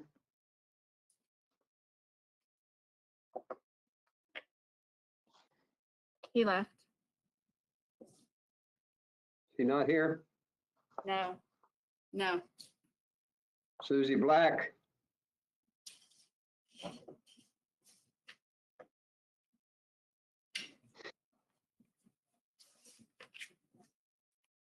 Good evening, commissioners. Thank you so much for your work that you're putting forward for our benefit for the Williamson County residents. My address is 1108 David Drives, Franklin, Tennessee. I'm asking for you to deny the Hooker subdivision proposal for the following reasons. The old Natchez Trace Government Road, the proposal incorrectly states that the old Natchez Trace is totally under Vaughn Road. However, evidence of the trace can be seen in the Hooker Woods east of Vaughn, and the route is visible from aerial photos. In the Williamson County Public Library, I was shown a map from 1878 that shows the exact route of the trace, and it is on the Hooker property. There's another cemetery map that also shows the zigzag nature of the route, which is following the farmers' fields, much like Del Rio Pike today. Traffic data. The proposed underestimates current traffic and growth. It uses too low of a growth of a percentage, and they applied a growth factor of 1.5% annually. I collected TDOT data on Snead and Vaughn for the last several years and applied a linear regression analysis for future growth. The orange is the TDOT data, and the dots past it show the growth analysis. The growth is greater than the 1.5 forecasted by the engineers in blue. They applied incorrect COVID growth rates for all their charts except once. They used August 2020 intersect data and generated a COVID growth factor based on 2019 data. But they accidentally used their own wrong growth factors in the charts they developed for the intersections. On page 75 of the study, they show the calculated AM and PM factors. They used a factor of 1.13, and the actual factors go up to 1.44% and 1.52%. This is grossly going to underestimate the intersection data. The forecast traffic data for the subdivisions are too low. They use a trip generator manual, 10th edition, which is a US standard guideline, but it's an average and does not specifically model Williamson County. We are booming with many two-income households with teenagers driving, all leaving homes during peak hours. The forecast of 70 cars leaving and coming back in rush hour traffic is too low. My own neighborhood would be close to that with less than half of the houses. Traffic analysis dismissed Snead and Vaughn intersection. The study recommends no language improvement at the intersection of Snead and Vaughn. But they were using this incorrect data based on 2020 and their incorrect percentages and growth rate. Anyone who has driven there during rush hour would hardly disagree. They didn't include Snead and Temple in their study where the nearest grocery stores are. There's only no left turn lanes or signal left turn arrows for this terrible intersection. Proposal was rushed into submission after 2040. COVID was recommended. This would not be happening if we could have had the July commissioners meeting. Thank you very much. Thank you. Todd Bauer.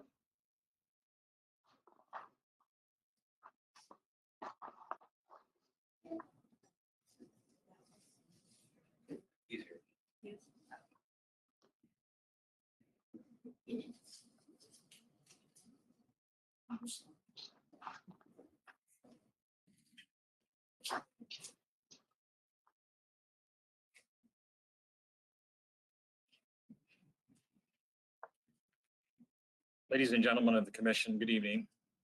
Thank you for the opportunity to address this body. My name is Todd Bauer. My wife and I live just down the road from the proposed development at 121 North Berwick Lane in Franklin, Temple Hills area. I've also been a certified real estate appraiser for over 30 years, consulting and evaluating on some of our nation's largest and most expensive real estate from coast to coast, including all types of zoning, land use projects. Additionally, I served as the president of the largest appraisal company in the nation before being disabled. I share this information because I believe my background qualifies me to speak with a degree of expertise as it relates to the subjects around feasibility, impact, highest and best use on proposed and existing real estate projects, including conformity and density of such projects. Over my career, I've participated and witnessed a number of very appropriate and beneficial projects around the country. However, sadly, I've also seen firsthand how communities have chosen a course where the special interests of the developers and builders have driven the strategy for our community, only to see them harvest every conceivable dollar with tragic density, zoning, usage, quality, design, and appeal that is in such conflict with the surrounding area. The result is a complete and utter destruction of the intrinsic appeal and value the area once possessed. As commission members, you're the guardians and the stewards of our unique and beautiful Williamson County lands and planning. People from around our nation and beyond correlate the beauty of Tennessee with the picture that sits on that corner of Vaughn and Sneed. It's literally a picture postcard in the DNA of our county. An incredible landscape with beautiful wooded rolling hills, pastures of green, meandering streams and rivers with horses, bald eagles, and roaming herds of deer. The idea that you would approve and willingly choose to gouge a 120 lot subdivision on this parcel is so irrational, I'm struggling for words. Not to mention the damage incurred by years of development, construction, traffic, congestion, pollution, all impacting this pristine and treasured Tennessee resource. Seems, well, completely inappropriate and irresponsible. There's nothing conforming or planned about the proposed project. It would be a tragic and irresponsible result for this piece of property that was never intended for this use. I urge you, for the sake of our children, the future generations of Tennesseans, to reject this proposal in light of the irrevocable and permanent damage this project, with its density and scope, would do to our community. Your decision will have lasting positive or negative implications on generations of families living, visiting, and moving to our cherished community. I respectfully urge you to do the right thing and unanimously deny this project tonight and honor the legal R5 minimum 5 acre zoning that should preempt this project. Thank you for your time and attention this evening. Good night. Thank you. Dick somebody, and I can't read the last name. Number 14 on the list. Yes, thank you. Good evening, commissioners. My name is Dick Giggy. I live at 2750 Broyles Lane. And I appreciate the work that you have done to protect the rights of us as citizens. And I appreciate the opportunity to be able to be here to speak tonight. This plan is poorly conceived and incompatible, as many have spoken already before me. I recognize that you have many demands in front of you for growth and how to manage the housing in Williamson County. The Hooker proposal does not meet the intent of the comprehensive plan. The nature of this request stands in direct opposition to the previous owner's wishes and has been slipped underneath the cover of the pandemic when it is clearly in opposition to the 2040 land use plan, which was approved in March. It would have been denied had the normal due process allowed approval of the rezoning to R5, which was unanimously approved at the Planning Commission meeting in November. A lot has been said tonight that I agree with, and I want to focus my primary attention on the issue of traffic and safety. The current submission underestimates the future traffic volume, the development's contribution to traffic, and it's ignorant of the current state of traffic on Sneed and Vaughan roads. Traffic on Sneed and Vaughan are already dangerous given the character of the topography and the volume of traffic, and it's below Williamson County policies. As it's already been stated, the TDOT traffic data was calculated incorrectly. It's obvious that a linear forecast with a low starting point and a low growth rate always produces an underestimated reality. Sneed and Vaughan have needed road improvements. The project as proposed will require millions of dollars of road improvements for widening, for the turn lanes as already spoken, and safety is already a major issue. I live on Broyles Lane. Exiting from Broyles Lane onto Sneed Road is almost impossible at rush hours, and this will only exacerbate the problem as additional traffic will be flowing both directions. A majority of the services provided for this community would be over on Highway 100. That traffic flow is going to go back and forth up Temple Hill, beyond just past Broyles Lane, and it will create a tremendous hazard and safety issue at Temple Road and Sneed Road. A lot has already been spoken about the natural resource incompatibility, but I really think that a great issue here has more to do with safety and responsibility that you have for the current residents. In closing, I'm again reminded of the difficult job that you have as commissioners to weigh all the issues. And I realize we need more development to manage the growth of Williamson County. The growth must be managed to conform to the character of the land and of the community and the safety of the residents themselves. It's already been stated that over 2,000 of us have signed a petition in opposition to the proposed dense development that is incompatible with the character of Sneed Road and the historic Natchez Trace Corridor. The R5 zoning ordinance was unanimously approved by you at your meeting in November. Please do the responsible and fair thing for all of the reasons that have been spoken tonight. And I urge you to deny the approval of the Hooker property as it only conforms to the old zoning ordinance and not to the current Williamson County land use plan. Thank you for your consideration. Thank you. Shannon Banks.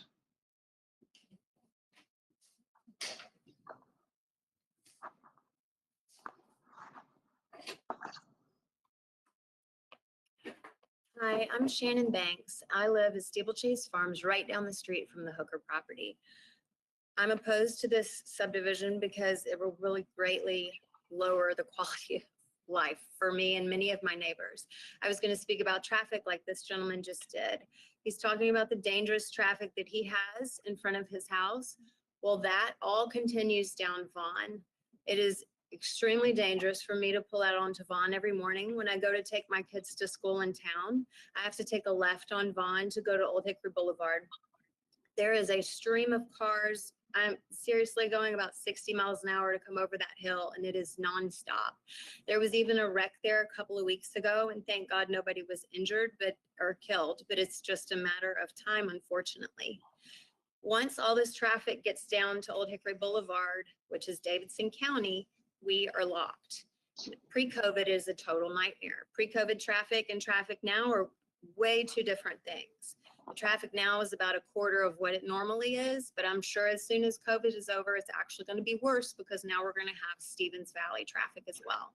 It is not unusual for me in pre-COVID times to sit on Vaughan Road for 20 to 30 minutes waiting to turn on to Old Hickory Boulevard.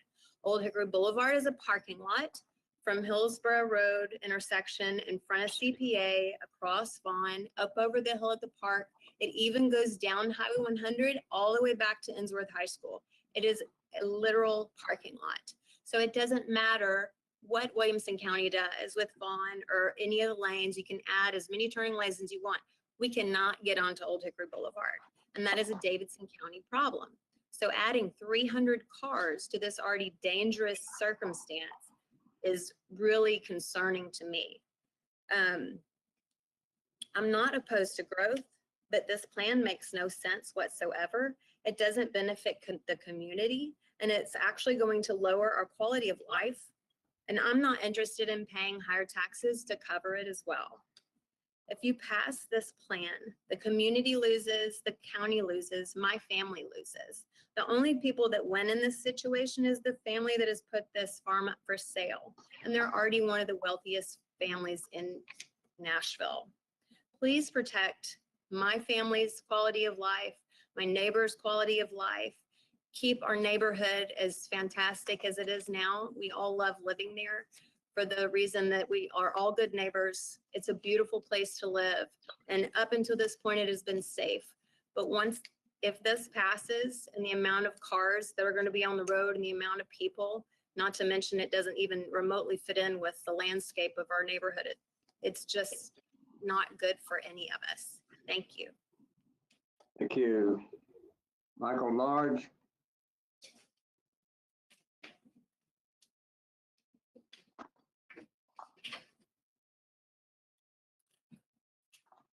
Good evening. My name is Michael Large. I live at 121 Steeplechase Lane and have lived there for 20 years. I want to take the opportunity to remind everyone that per the minutes of the Planning Commission of the November 12th meeting, only information received by you, your staff, and the commissioners prior to or on the evening of November 11th would be accepted by planning for issues surrounding the Alice Hooker property. And no further, it went on to say.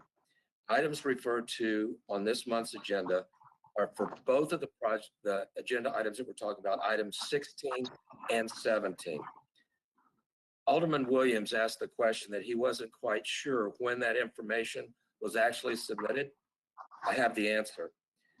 The dates on the Reagan-Smith plans were dated November 17th and November the 30th, well after 11:58 on the 11th. Updated natural resources plan, dated November 22nd. Updated traffic studies, dated November 22nd. My understanding of the agreement that no additional submittals would seem to invalidate all of the information received after that date, as stated by the commissioners on the November 12th and during the November 12th hearing. I also want you to take a look at the lots on the east side. These are 40-foot wide lots. In plan, that seems like a lot of square footage. But in actuality, take a look at it from a three-dimensional perspective. The average two-car garage is 21 feet wide. What they're talking about building there are 3 stories, what are generally referred to as tall skinnies. All you have to do is go around town, Salem town, the Nations, other places, and you'll see exactly what the plan is to be built there. The density is absurdly high for this particular area. I also want you to take a look at the traffic plans. All they are showing are turn lanes to the right. There are no cross trains, so all you can do is turn right off the road, or the entire road is backed up if you need to make a left-hand turn into any of the subdivisions. Commissioners, please deny this application, including items 16 and 17. Please note that the plans include 3 entrances. That's within a quarter of a mile of one another. Thank you very much. I appreciate your time.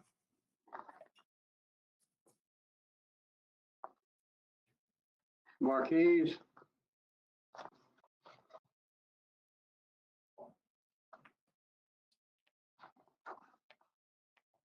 Good evening, commissioners. My name is Marquise Scott. I'm a Williamson County resident. I came here this evening to voice my support for the subdivision of the Alice Hooker property. As a lifelong conservative, I believe that property rights are fundamental. I also believe in the rule of law. I watched in disbelief last month as Williamson County leaders voted to strip citizens of their property rights. I was deeply troubled by the stories of families who spent their entire life savings on land here, only to have their property devalued, and of the elderly couple whose land is their only asset that they simply want to protect. This county is reducing its citizens' property values, and that is not right.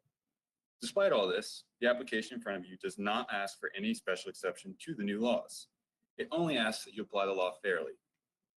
You have been presented a plan to subdivide private property, as is the property owner's right. People may stand up here tonight and tell you to deny it. They even make compelling cases. However, I would note that amateur traffic modeling does not negate professionals, including the professional staff of the county, have found and recommended. But only two things ultimately matter tonight. One, that the plan before you is legal. And two, that the property owner is well within her right to do it. Thank you so much for your time, and I encourage you to approve this plan.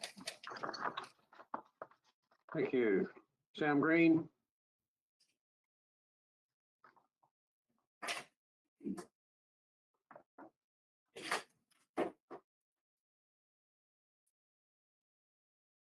Hello, I'm Sam Green. I'm 1209 Temple Ridge Drive. And I only have a few points here, but they are points that have been talked about before. And I think they need to be mentioned again. And one is the traffic count. Again, the schools closed, businesses closed, the traffic count can't be accurate during the COVID-19 pandemic. This high density development is not harmonious with the surrounding area and will certainly devalue the property owners around us. And I also want to remind you of the 2,000 plus petitions against this proposal. I find it interesting that the number 15 slid in under number 16 and not part of number 16. I think there was that was pretty sneaky. And lastly, I ask that you live up to your excellence of land use initiative that you've been bestowed, because this high density is not excellence. Thank you. Donna Green?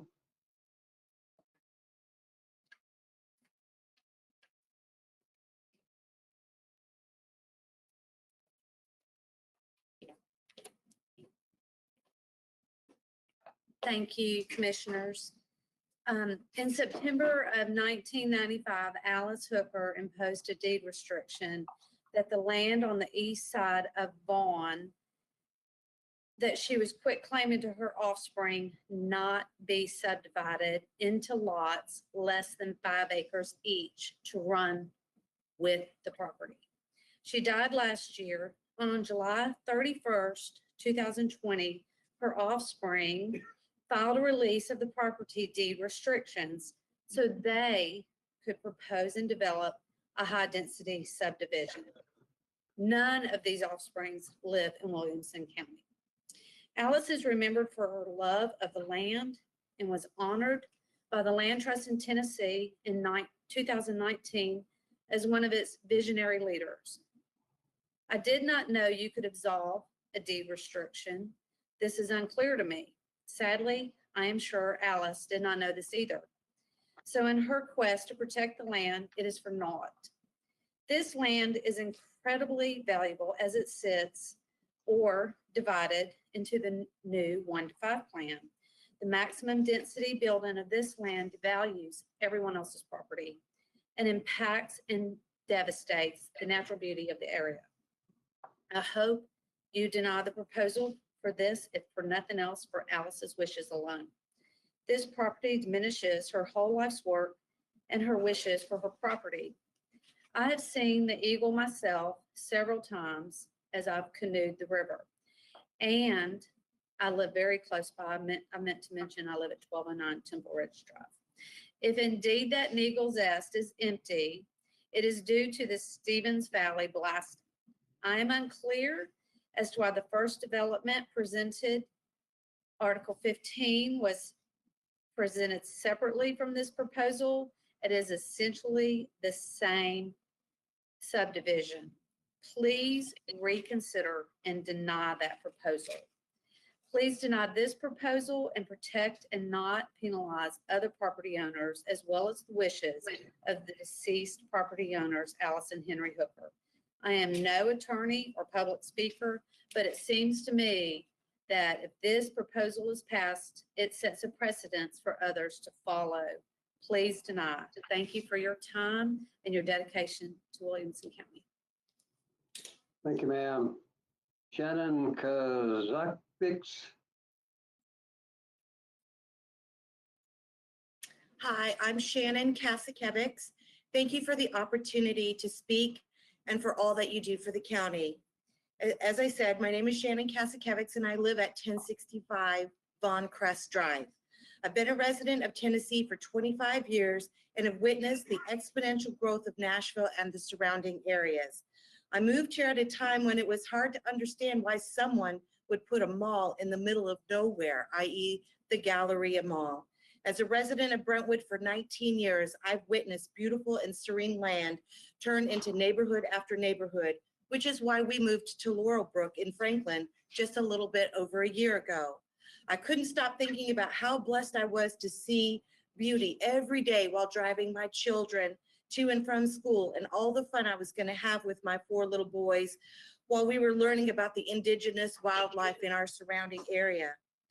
I was also made aware of the passion and commitment that locals and farm owners had expressed in the past in regards to Stevens Valley in an effort to hold on to these pieces of heaven on earth. For years, I've been hearing that Nashville is the next Atlanta. We are now at a crossroads in terms of holding on to the beauty and core of who we are as a community. Let us not be forced to drive miles upon miles before we are allowed to enjoy the beauty of land that has so much history. The following is a cumulative sentiment of many homeowners in Laurelbrook, a neighborhood that will be greatly impacted should you choose to allow this development to move forward. It is unconscionable that this project is being pushed through for approval and the wishes of the community is being denied. We recognize that the development of the property is the right of the owners, but prudence and consideration of the impact that will be made by such a high density proposal is being totally ignored. In terms of eagles nesting on the property, neighbors in Laurelbrook who live extremely close to the Hooker property have witnessed the eagles firsthand on Vaughn and Sneed. It's posted on our Facebook page as this part of this beauty that we get to experience. And this was done last March. So this isn't like, oh, here's a picture now. This is just common conversation that goes on. They have been spotted in our own neighborhood as well. We'd like to know how we can help the zoologist who doesn't live in the area or have as many eyes as our entire neighborhood does to determine the outcome of this contingency that's been set to move this project forward. I believe that the multitude of witnesses regarding the nesting of the eagles should prevail over one zoologist. As a person who lives on Von Crest, it is already a daily and somewhat dangerous challenge dealing with traffic on this road, and no matter the additional road construction, it will not combat the significant increase in population or lessen the impact it will have on the day in, day out lifestyle that will be forced on existing residents. Most of my time in this area has been during COVID, so the outcome of the traffic report doesn't actually reflect how I already live on a daily basis, which to me, it is already kind of busy and dangerous. I can't imagine what it will be like when COVID is over, and even more so if this development is to be approved. Again, common sense from the community should prevail. Mrs. Hooker's wish for 5 acres per home is being ignored. Why so many of us believe in Jesus rose from the dead because he appeared to so many people. And I'm just saying that so many people already know how dangerous this road is. So many people already know that these bald eagles live in the area, and common sense should prevail. I really hope that you really reconsider your vote and listen to the community at large. We are here, we are speaking, and we are asking for your support. Thank you for your time. Thank you. Rhodes Hart.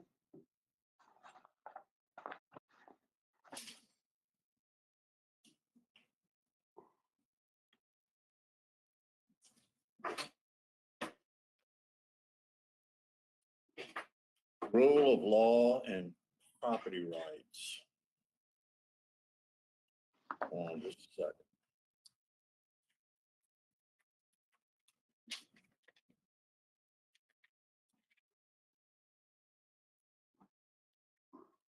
I also find it interesting that the folks that have spoken about Mrs. Hooker's preferences seem to know better that lady than her own family. Anyway, my name is Rhodes Hart. My family and I own property in Williamson County, just over a mile from the Hooker property. We've been there for over 60 years. I've been here twice recently, speaking against the regulatory taking of private property through the Town and Country Rezoning Initiative, but that's no longer on the agenda. Instead, tonight, I'm speaking in favor of this application to develop private land under the law, which, as each of you know, is an absolute constitutional right.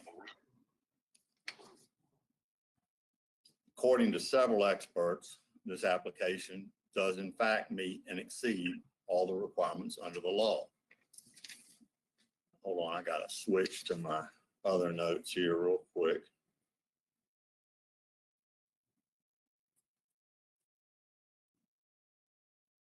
One of the things that I want to point out is a whole lot of folks have made very definitive comments tonight about violations, about adverse impacts. They've made a lot of comments about mistakes in this plan. And I urge you all not to take the word of what you've heard or the words that you've heard at face value, or believe the veracity of the spirit expressed by the speakers. And here's my example. Earlier comments were made by lawyer Sean Henry, but they need a footnote. What Sean didn't tell you was that he and his law firm were involved in the Court of Appeals case he quoted to you that was decided 2 days ago. Interestingly, he had the other side of the argument in that case, and his firm vehemently argued that the community plan shouldn't be considered. And it's my understanding that he also misquoted the case to you.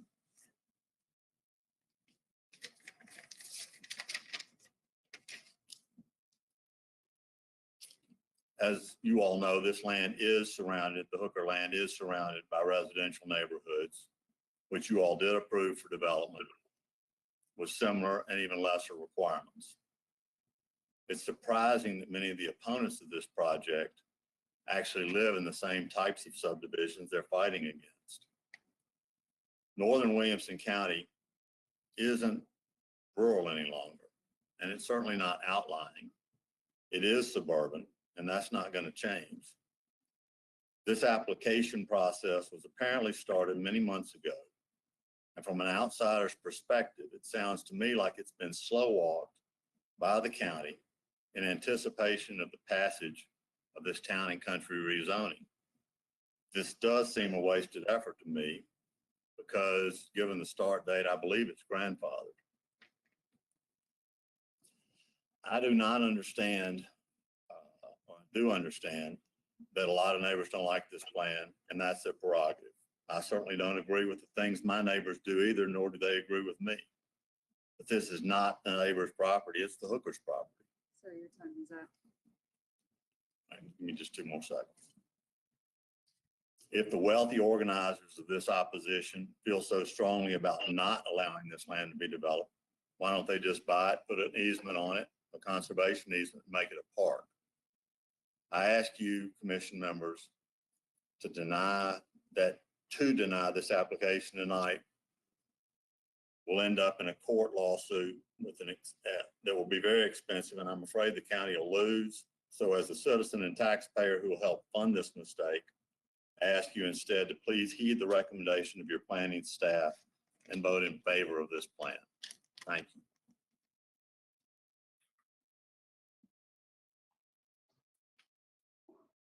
Dory Bolts.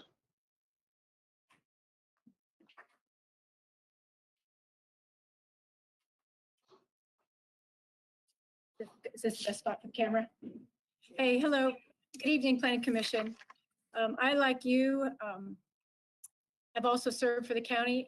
My name's Dory Bowles. I'm the CEO of a Harpeth Conservancy, and I've also been in your position as an appointee for the Stormwater Appeals Board. So I kind of know what you're going through with these difficult, controversial, and complex proposals.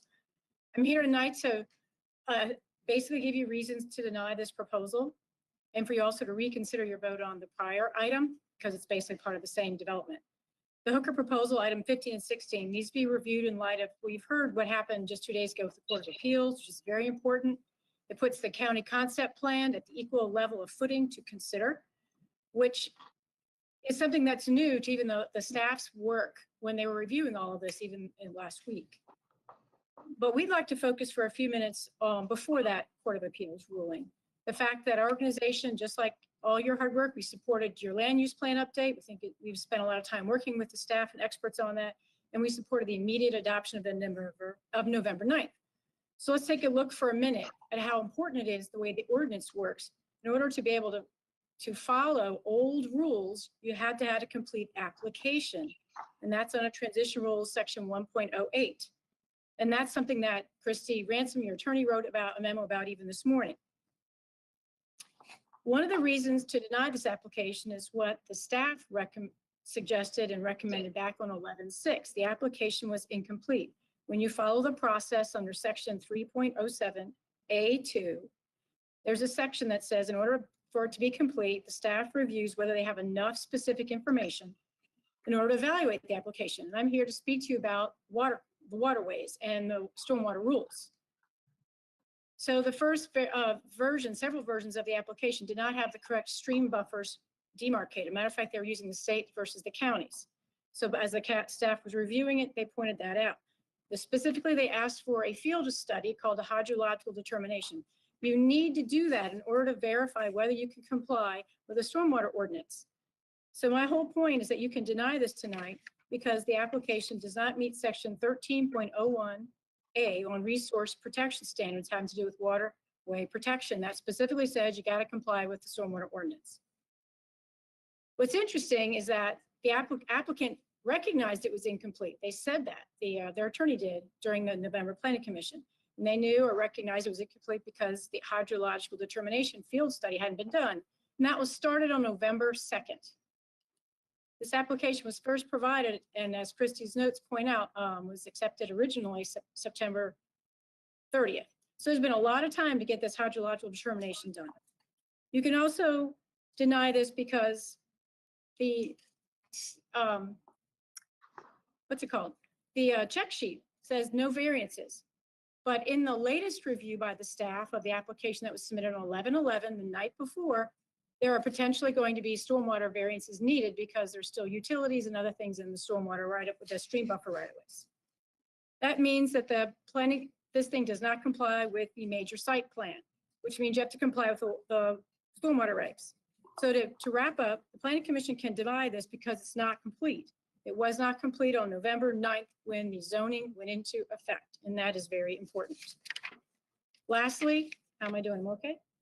Okay, then I'm finished, but I just wanted to reiterate that this plan was begun in March, and the first pre-application meeting was in July. This is a very quick turnaround for such a complex proposal, something that was more in keeping with the town and country land use plan would have gone through, and we wouldn't be here tonight arguing about whether it was submitted on time.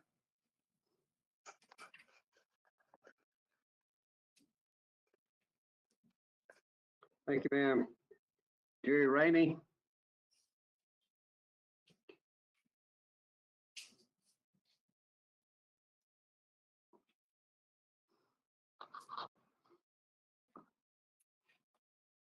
Thank you, Chairman Lackey. Commission members, my name is Jerry Rainey. I'm at 637 Beach Creek Road South. Been there about 40 years. And I also am honored to serve the District 8 as an elected commissioner for District 8 in the county. And I want to thank you all for what you're doing.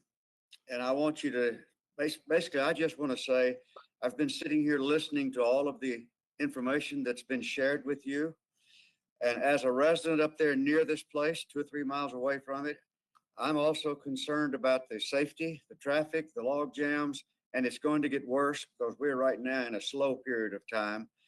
And I just would ask you, please, to say no to this. There's too much confusion. It's incomplete. It came at us incomplete. I believe they had plenty of time to get it complete. And I ask you, please, to say no to this added confusion to the north part of Williamson County. Thank you. Thank you. Shanna Graham.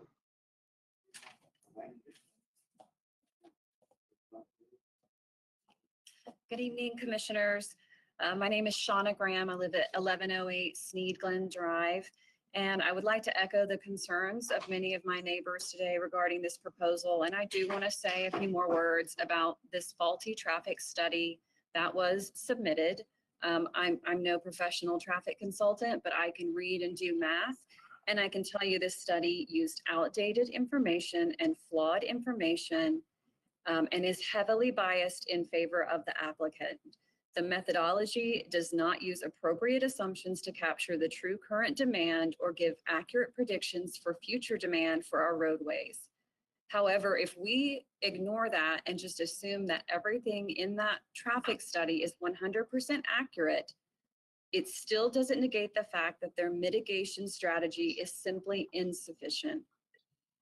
Their offer to make improvements at Sneed Road and Hillsborough intersection will not increase capacity enough to keep up with future demand, and the Vaughn Road Old Hickory Boulevard intersection will continue to exceed volume to capacity limits and worsen as a result of this.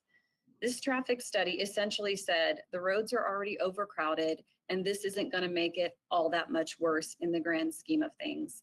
And that to me is unacceptable. Common sense tells us that this development will indeed contribute to more transportation issues and safety hazards.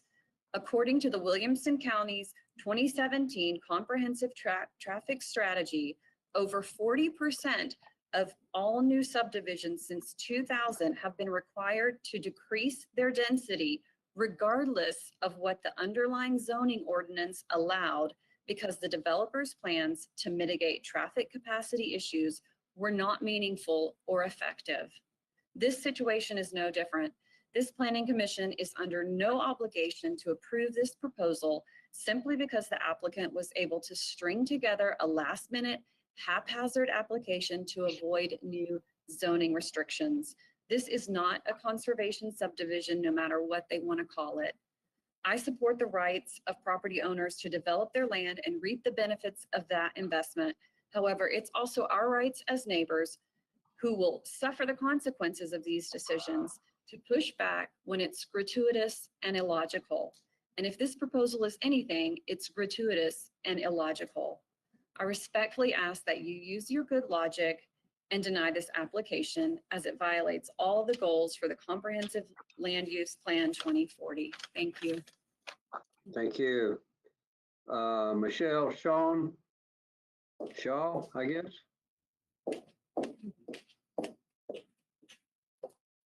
Okay, I think you can see me here. So I'm actually just going to talk to you straight from my heart, because I feel like that really is the best place for me to come to you by. I'm greatly concerned by what I'm seeing, as obviously the people who are here and have spoken already are as well. But I come to you with a cautionary tale. And my cautionary tale starts when I was in high school in Glendale, Arizona, very far away from here. I was in high school in an area that had one-lane roads that would flood. We were surrounded by orange groves and horse farms. We had jackrabbits in our front yard, and we listened to the coyotes howl at night. And then came Arrowhead Ranch. Arrowhead Ranch was developed by Stevens Land Company. Name sounds familiar, I'm sure, to another development that we have seen up the road here. And everything changed. The trees all came down. The coyotes were no longer howling. The wildlife was no longer around. The indigenous unmarked graves and some of the artifacts were essentially desecrated in that area. And the sea of houses came up, and they continued to come up, and they continued to come up, and they sprawled and they sprawled and they sprawled. And in that area right now, you can drive 30 miles away from that particular area and you are still in essentially the city. There's no way to distinguish the fact that you are in Phoenix or Glendale or Scottsdale or Mesa or Chandler, because as you drive, it's hundreds of miles of houses. And I bring this up because I really would hate to see this happen here. My dad was one of those developers. My dad was a developer for Stevens Land Company. He did Arrowhead Ranch. So my dad is partially responsible for essentially ruining the character and the charm in the rural community of Glendale, Arizona. And I love my dad. who's no longer with us. But when my mom came up with cancer, we have no cancer in our family. You know, you had to kind of look to the fact that we were now living in an area that had incredible pollution, that was constantly congested with traffic, that has the 49th worst schools in the entire country. Tax dollars don't always bring great things, and preservation is really something to be appreciated. And when my mom came up with stage 4 cancer, she wanted to get out of where we lived. It no longer felt like a place that was safe or healthy for her, and she came here. I followed her with my children because I was hoping for a better life for all of us, and I'm now worried about what's going to happen when I reach the age of my mom, because I live on Vaughn Road. I will be 2 doors down from the first entrance to this development. And they say that the wisest people in the world learn from other people's mistakes. And I'm asking you to be wise and to learn from the mistakes of so many cities and suburbs around the nation, and search your soul on this one, because having high density like this is just not something that this community should have. So thank you for your consideration, and thank you for giving me the opportunity to share my story. Thank you. Kim Sharp.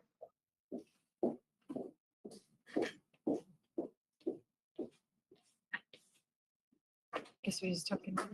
Okay. Hi, my name is Kim Sharp. I'm tall, and I live at 2528 Old Natchez Trace, which is right around the corner from the Hooker property. And I'm asking you to deny this proposal. My husband Larry and I again live at 2528 Old Natchez Trace, which is less than a mile from this property. We're concerned about traffic, county services, infrastructure, the need for future schools, and the overall quality of life for our family and for our Williamson County neighbors. We've been to previous commission meetings and are supporters of the town and country zoning changes approved in March of 2020. Additionally, I am a board member of the Harpeth Conservancy, and I feel like it's important to share that we have also been supporters of the 2020 plan. The County Commission adopted a new lower density development ordinance in March of 2020. The implementation of this ordinance was delayed because of administrative challenges resulting from COVID-19. If these delays had not encumbered implementation protocols, the lower density town and country provisions would have been in place this summer, most likely before the submittal of the Hooker property, the Hooker development proposal. The COVID delay should not create the opportunity for the Hooker family to bypass the spirit of the ordinance to their exclusive benefit while imposing long-term negative impact on the entire Williamson County community through increased traffic and future traffic tax increases necessary to cover road improvements and infrastructure. Our family relied on the commitment of the commission in March to reduce the zoning density. In fact, think about this. At the federal level, there's been significant focus to ensure COVID-19 was not allowed to harm individual families because of circumstances beyond their control. I urge you to follow their lead. In this case, allowing a delay in the implementation timing and deadlines of the new zoning restrictions because of COVID-19 harms the breadth of Williamson County while allowing a few families to benefit. The Hooker proposal was not submitted timely in spite of the additional time provided. Although COVID-19 allowed them and their developer to submit a development plan based on previous ordinance, all the needed information was not filed timely and the proposal should be denied. Materials were submitted after the 11/9 activation of the lower density requirements in the new zoning ordinance. I do urge you, my husband and I urge you to be as concerned as we are that the proposed development concepts have been expedited to meet the filing deadline at the expense of a high quality, thoroughly developed plan. Please do not approve an incomplete plan that will have long-term environmental, financial, and lifestyle impact on Williamson County residents and the county itself. Also, I want to talk about the impact to the Hooker family. The Hooker family representative has indicated that the county and its citizens are trying to keep 80% of her family's money by not allowing them to reap the financial value from the proposal. This isn't true. The family and the developer can submit a new thoroughly vetted proposal that satisfies the town and country ordinance as well as other zoning requirements. The lower density zoning will still yield an incredibly high price for that property, as large rural properties within 15 miles of downtown Nashville are extremely attractive and drawing record-breaking sale prices. The town and country plan was recommended and adopted as a value-added compromise to retain property value for sellers while maintaining the rural landscape and long-term property value that draws so many to Williamson County today. It is that compromise that will benefit both the Hooker family and will allow Williamson County to prosper for so many generations in the future. Again, we request you deny the Hooker development proposal as it was not in compliance with the current ordinance before the commission put the new town and country ordinance in place. And besides, we love it here. We'd like to continue to live in the environment that we live in. Thank you all for your service. Thank you, ma'am. That concludes our list of speakers. We're going to close the public hearing at this time. I understand the applicant's representative wanted to make a statement. I don't have a name for that person. Yes, Miss Erica Garrison will come in to make a statement, Commissioner Lackey, and would you ask him to keep that to a brief statement, please? we will keep hers brief. We also request the opportunity to present the project. Say again? I'm sorry. We also request the opportunity to present the project. Oh, I thought you had. We have not had an opportunity to have a formal presentation to this Go point. for it. All right. Good evening. My name is Erica Garrison at Waller Lanston, and I'm here on behalf of the applicant, along with the rest of their development team, to present this concept plan for approval. Pursuant to staff's analysis, this application is properly before you tonight, and it is up for approval under the prior zoning code provisions because they found it to be a complete application, and therefore it is eligible to be processed under the old zoning code, suburban infill conservation. As you can see from the analysis, staff reviewed the application relative to uses, densities, road layout, utilities, and conservation areas to determine that the conservation plan, conceptual plan complies with the subdivision regulations, and therefore we respectfully request that based on the information submitted by the team, the testimony, and the staff recommendation, that you accept the recommendation and approve this plan tonight with the conditions placed on it by staff, all of which we accept and agree to. The lead landscape architect for Reagan Smith and their traffic engineer, as well as BDY and Terranova, the geotechnical expert on the project, will present testimony to satisfy our burden of proof, to establish that we meet the subdivision regulations and other applicable laws in Williamson County. And we will address many of the concerns and questions that have been raised tonight, all of which we take very seriously. We hope that after listening to this presentation from our experts, that you conclude that the subdivision satisfies the regulations and can safely move forward because the land is suitable for development and we are conserving all the necessary areas that are environmentally sensitive. I also want to briefly note that Reagan Smith provided a detailed analysis of the checklist applicable to the plan. The analysis is included in the case file and was provided to you at the last meeting. Pursuant to their analysis of this checklist and the applicable regulations, I will note the appropriate filing fee was paid, a pre-application conference was conducted, a traffic study was properly submitted and reviewed, and the conditions agreed to. A concept plan was submitted that showed the layout of the roads and building lots, which complied with the development standards. Water and sewer availability letters were submitted. The natural resources were properly calculated and identified for preservation as open space. And applicable water and stormwater requirements, the road plan, the utility plan, and TDEX rules all were complied with. And with that, I'll turn the presentation over to Alan Thompson to explain how Section 5 of the regulations has been satisfied relative to traffic and lot arrangement, and how Articles 12 through 14 in the zoning ordinance relative to open space and conservation have been met. Thank you.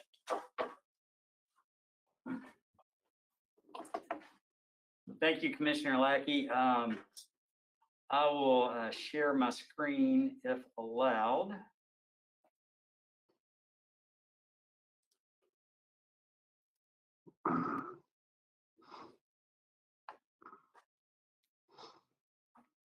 Mike, do you guys allow us to share our screen?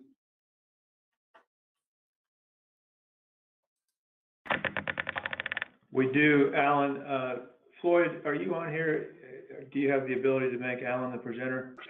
Yes, Alan, what are you signed in on? What's Reagan Smith. Okay. All right.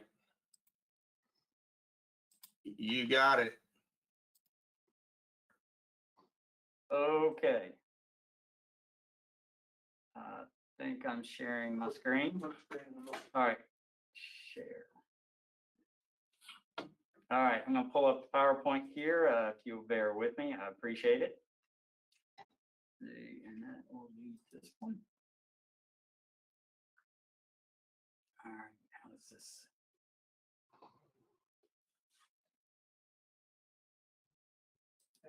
Yeah. Top row, left-hand side, looks like a little movie screen projector. Where? Oh, here. Oh, sorry. One second. Here we go. All right. Thank you for your patience, everyone. And we will try to be brief. This is our first opportunity to present our plan. We understand the perspectives that come before you tonight, and we would hope that you understand ours. I'm going to remove my mask just for clarity. We do have 6-foot distancing here in this conference room, and we take that very seriously. That being said, I would like to present this project that y'all have heard a lot about, but we've never really had the opportunity to speak to it. So this is a project that came to us back in March that, as was spoken before, we engaged staff, I think preliminary discussions roughly in May, had kind of a preliminary pre-app in June, and a formal pre-app in July. And they worked with us as we went through several renditions of this proposed plan. And that was under the guise of the current zoning, which was suburban infill conservation. And that's what we present before you tonight. And we took this very seriously. We took natural resources very seriously. I'm going to walk through those. I'm going to let our experts speak to those as well. Then I'll walk through the concept plan. Brandon will fill you in on how we addressed traffic. And then we'll close and be happy to answer questions. That being said, starting with the natural resources, here's the property as we first saw it. You have 75.2 acres to the west of Vaughn. You have 100.2 acres to the east of Vaughn. We engaged BDY Natural Science Consultants early in the process.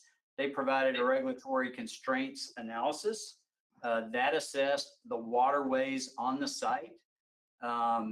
It was requested for this to be additional information advanced to a hydrological determination. We agreed to that as well.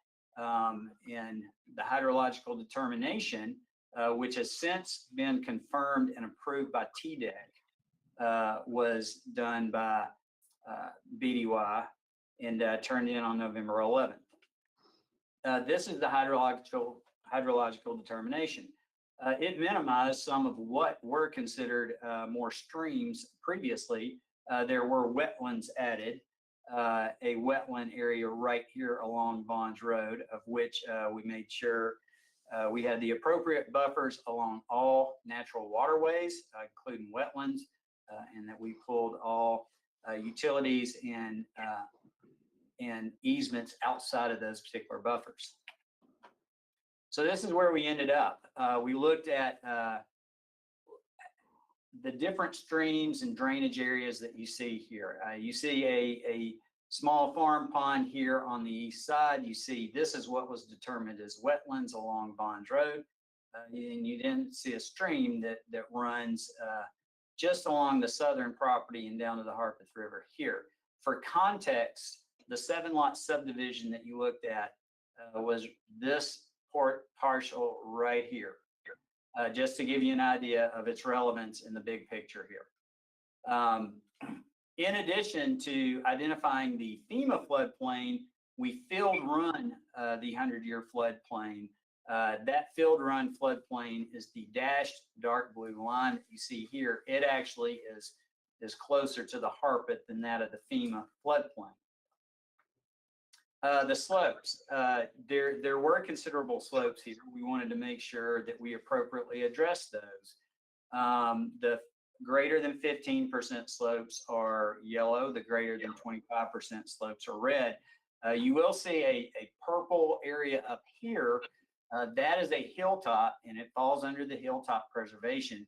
I believe it was suggested that we did not preserve a hilltop over in this particular location, but as we talked with staff in regards to what defined a hilltop, this was not defined as a hilltop due to the fact that the steep slopes did not completely surround it.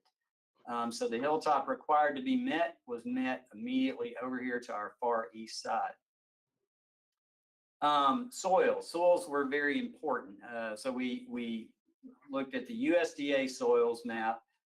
In addition, we had Terra Nova Engineering look at this from a geotechnical standpoint as well. Dan will be up to speak to us briefly in regards to what he found on site. But we found Delrose, common known as flipped soils, over on the east side, and that's why we looked at it to the high level that we did. Trees canopies was a big component as well. So of the trees, this is your total tree cover here, and we're required to save 57.5 acres of trees on site. Our site plan saves 66.8 acres of trees on site. I'm going to let David Jackson step up here. As I mentioned with our 7 lots,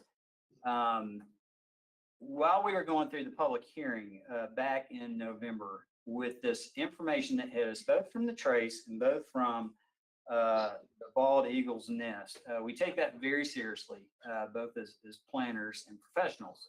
And we wanted to vet both processes thoroughly. We feel like we have to this point. Again, the nest that was observed was not confirmed an eagle's nest. However, we decided we're going to assume it is an eagle's nest. That then imposes federal guidelines of which we will have to meet as we move forward. David, if you want to come up and speak further. Thanks, Alan. I'm David Jackson with BDY Natural Sciences Consultants. As Alan mentioned, our firm regularly undertakes an inventory of aquatic resources, streams and wetlands, protected species, and historical and cultural resources for proposed developments such as this. We undertook a regulatory constraints analysis which seeks to identify potential features that require protection under local, state, or federal laws and regulations. We did do that. It progressed to hydrologic determination under protocols required by the Tennessee Department of Environment and Conservation. We obtained concurrence from that agency on our findings of what resources are jurisdictional streams and what resources are jurisdictional wetlands. And then we also undertook a rare, threatened, and endangered species inventory, both in our initial regulatory constraints analysis and then in a more focused way with an attempt to address concerns about the bald eagle that has been bald eagle population or specimens that have been identified on the property. And then finally, we undertook an analysis of the original pathway of the Natchez Trace. I've already spoken in the other where are they? You just click right. Click down. Where? Here, just do that. Oh, here. Okay. Down arrow. There we go. Hang on, you got. Okay. If you roll it to you, there's the bald eagle. The next one is Okay, bald eagle's nest. We determined there is a raptor's nest in this location. It's a little bit on the small side for a bald eagle, but it certainly could be. And at this point, we're treating it as if we are. If it is, we're treating it as if it is a bald eagle's nest. As I mentioned, we'll be observing it in the coming months. We've also advised Reagan Smith and the owner that there are stiff consequences for violating the Bald and Golden Eagle Protection Act. Those are felony consequences. In that regard, U.S. Fish and Wildlife Service has provided guidelines to help you avoid a take. And we have discussed those at length with Reagan Smith and the owner, and they are prepared to follow those guidelines to the extent necessary.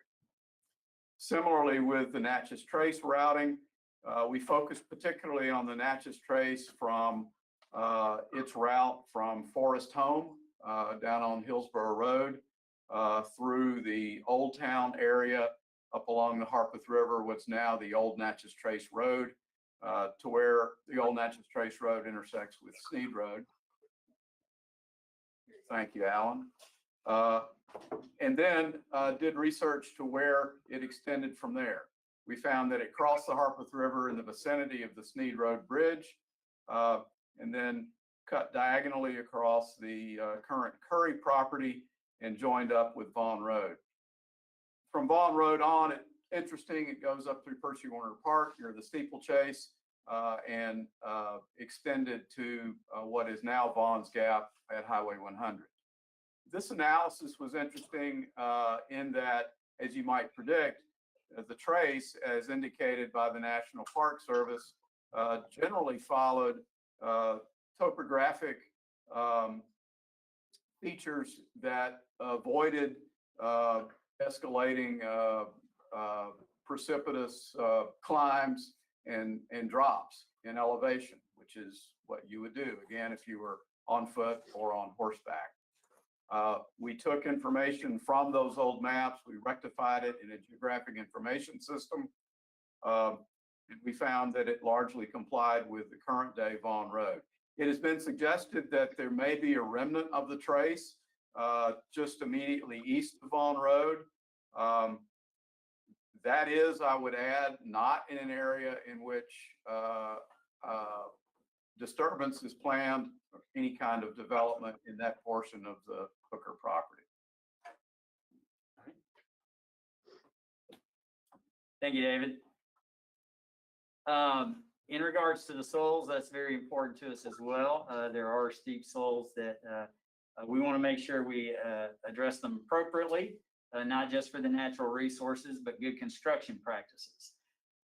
With that, we had brought on Terra Nova Engineering to kind of assess those soils, and I'll let Dan step up and speak to that. Just roll that to me. Thank you, Alan. Chairman, Commissioners, my name is Dan Terranova, Principal Engineer with Terranova Engineering. Take this off so you can hear me a little bit better. We were provided with a plan of the area that identified Delrose or slippage soils based on soil mapping. And the goal was to visit the site, perform several excavations to assess the limits of the Delrose soils or slippage soils in the areas where planned development was going to be, down along the lower edge, the lower slopes of the Delrose material. We excavated numerous pits, came across several of them that we did encounter some Delrose material beneath the topsoil, not relatively thick, about 3 feet in thickness in the majority of the area, some a little bit thinner than that. And then we excavated those, extended those excavations and measured to determine, where these limits are. So on the plan, the Delrose soils were mapped, shown there in yellow. And then based on our excavations where we hit limited amount of Delrose, extended those out to identify where they tapered and were no longer beneath the topsoil interval. And that's how we depicted the red line. So based on that, that information, provided that to Alan and Reagan Smith, showing where those Delrose soils were present on those portions of the property. Thank you. Thank you, Dan. And one important element of that is this area here that you see in green that was determined, hold on. Sorry. That was determined not to be Dale Rose soil. That was an important part because that is an area in which our roadway system pulls through there. There's another spot here that reflects Dale Rose soil was not in that particular area here. It dipped down a little bit lower than we had, the USDA maps has shown here. We made the appropriate lot adjustment to make sure that we were outside of any kind of conflict with Dale Rose soils or slippage soils, sorry. So now the concept plan, I'd like to speak to that. Again, here we are, you have an east and a west, 100 acres in the east, 75 acres in the west. This is the plan that we brought before you. I wanted to thoroughly go over the natural resources because those natural resources define the layout of this site. That is the character of which suburban infill conservation plans have worked and functioned over the years, and it's the character in which this one has functioned as well. I wanted to, in addition to that, the open space strips also help define what and where lots would be laid out in particular areas, regardless of slopes, regardless of natural resources. These are open space strips to help protect that rural character. And the open space strips you see along Vaughn and along Sneed Road, those are a football field in width, so 300 feet. And that's coming off our future right-of-way dedication of 15 foot on Vaughn's Road. And we've also accommodated for a 6 foot right-of-way dedication on Sneed Road. So a significant distance.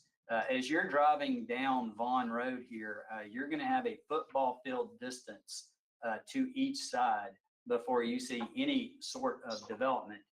We took other precautions in addition to that I'll show you as we move forward. The Eagle's Nest was a changing factor, no question. But as David spoke, we take that very seriously. When that landed, we did have to relook at the west side and understand how we appropriately address that. So we have pulled multiple lots. I believe our original proposal had 41 lots on the west side. This proposal has 19 lots on the west side. So that had a pretty big impact there. Now, again, we are making the assumption that this is an Eagle's Nest. What you see there is a 660 foot radius as required by the federal regulations. That is a planning regulation. So that affects how you plan, how you design, and how far or how close you could build within this particular area. The other aspect of that is a construction application, and that is the blasting portion of that as well. And again, as mentioned in our previous item, if this is determined officially an Eagle's Nest, we will have to adhere to that blast zone as well. That is a construction application that will be required of us prior to preliminary plat or moving forward with any type of construction. The access points. Sammy or Commissioner McCoy brought this up earlier. We were very particular on where we located these access points. We agree, when working with an S-curve, you want to be very smart about how you do that. We feel like we have addressed that appropriately. You'll see every access point comes in on the outside of the curb where you have the maximum view from a sight distance perspective, both to your right and to your left. That's on the west side access point that you see here. It's also on the east side access point that you see there. We're on the outside of that curb. That's both from a traffic safety standpoint, but also from a planning standpoint. We targeted those areas specifically for that reason. Again, in reference to the 7 lots that we saw earlier, that property would be approximately right here.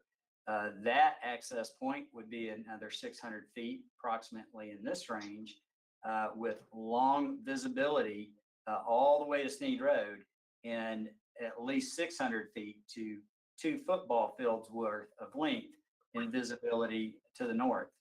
So we feel like these 3 access points along Bonds Road were appropriately designed. Our last access point on Sneed Road, we took a look at that and the site distance along Sneed Road, obviously very important. I feel like we have more than appropriate site distance in that particular case as well. What I did want to bring up at these particular access points and the separation that we have from Bond Road here, this is your 300-foot setback. This is a 350-foot setback, so more than a football field in length that these lots would be set back from. A flag lot, which works its way back to this area, would meet the 300-foot. But in addition to that, we are proposing a 35-foot landscape D buffer, the largest, thickest buffer that is within the landscape buffer requirements, along these edges to make sure that we can assure from a visibility standpoint, as you go down Bond Road, you have a football field's length, you have a natural buffer that's being placed here, and secondly, you would have that same buffer that's being placed in addition to existing tree canopy here in that area that you see right there. Same thing on Sneed Road. There's a 350-foot setback from our future 6-foot right-of-way dedication. In addition to that, we have a 35-foot landscape D buffer to assure visibility from this site and the public roadways that currently exist is appropriately addressed from a view shed standpoint. Looking at the east side, again, the Eagle's Nest had the most impact here. You can see the floodway that's coming through on this line here. This is the FEMA 100-year floodplain. And then you can see our field run floodplain that's located right through here. It pulls back approximately 30 to 40 foot from the FEMA floodplain. We have pulled with, well without both those floodplains with the lots that are lined along here. We have 1 point of access, but we only have 19 lots. This is approximately a 800-foot long turnaround public road that would accommodate these lots. We steered clear of additional development up here as well to be abundantly cautious in regards to any disturbance of the eagles and or their hunting grounds that would be up through the Harpeth River. All right, the east side, a higher level of complication here, but a larger part of the property. In working with staff, we looked at several different roadway layouts through here.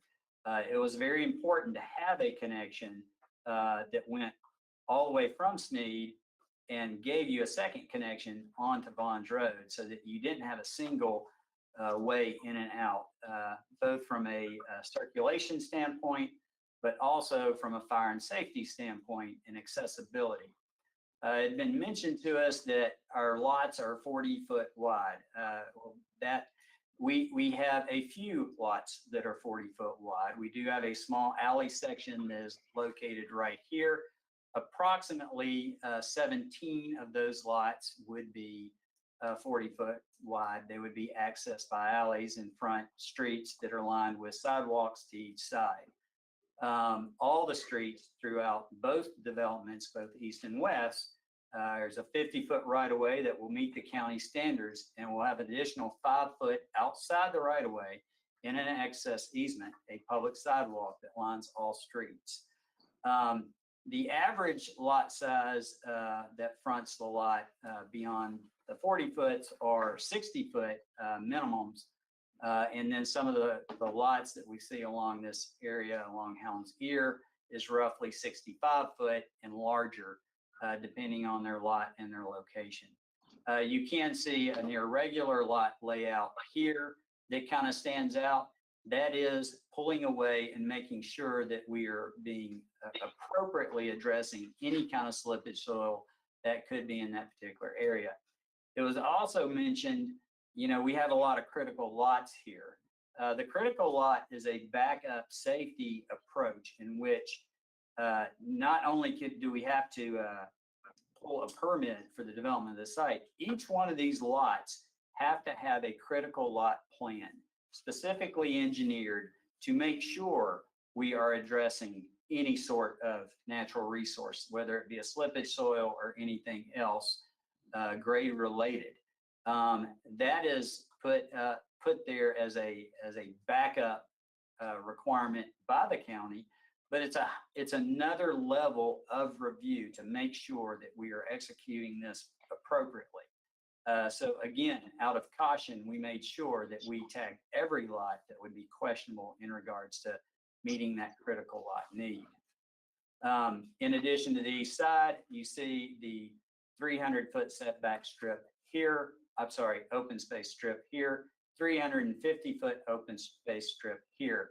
You also see a lot of existing trees that are along this area that would remain in place, and a large existing tree canopy along this area that would restricting the view shed from seeing lots within the development. As we come more to the southern portion of this site, you see a 150-foot setback along all our boundaries within the area here to any neighboring sites. Our rural site that was mentioned immediately to our south has a heavy existing tree canopy here that would remain intact, not be untouched. In the more open areas, we would be required a 15-foot landscape A buffer along those areas as well as a 150-foot or half a football field setback to the back of the lots.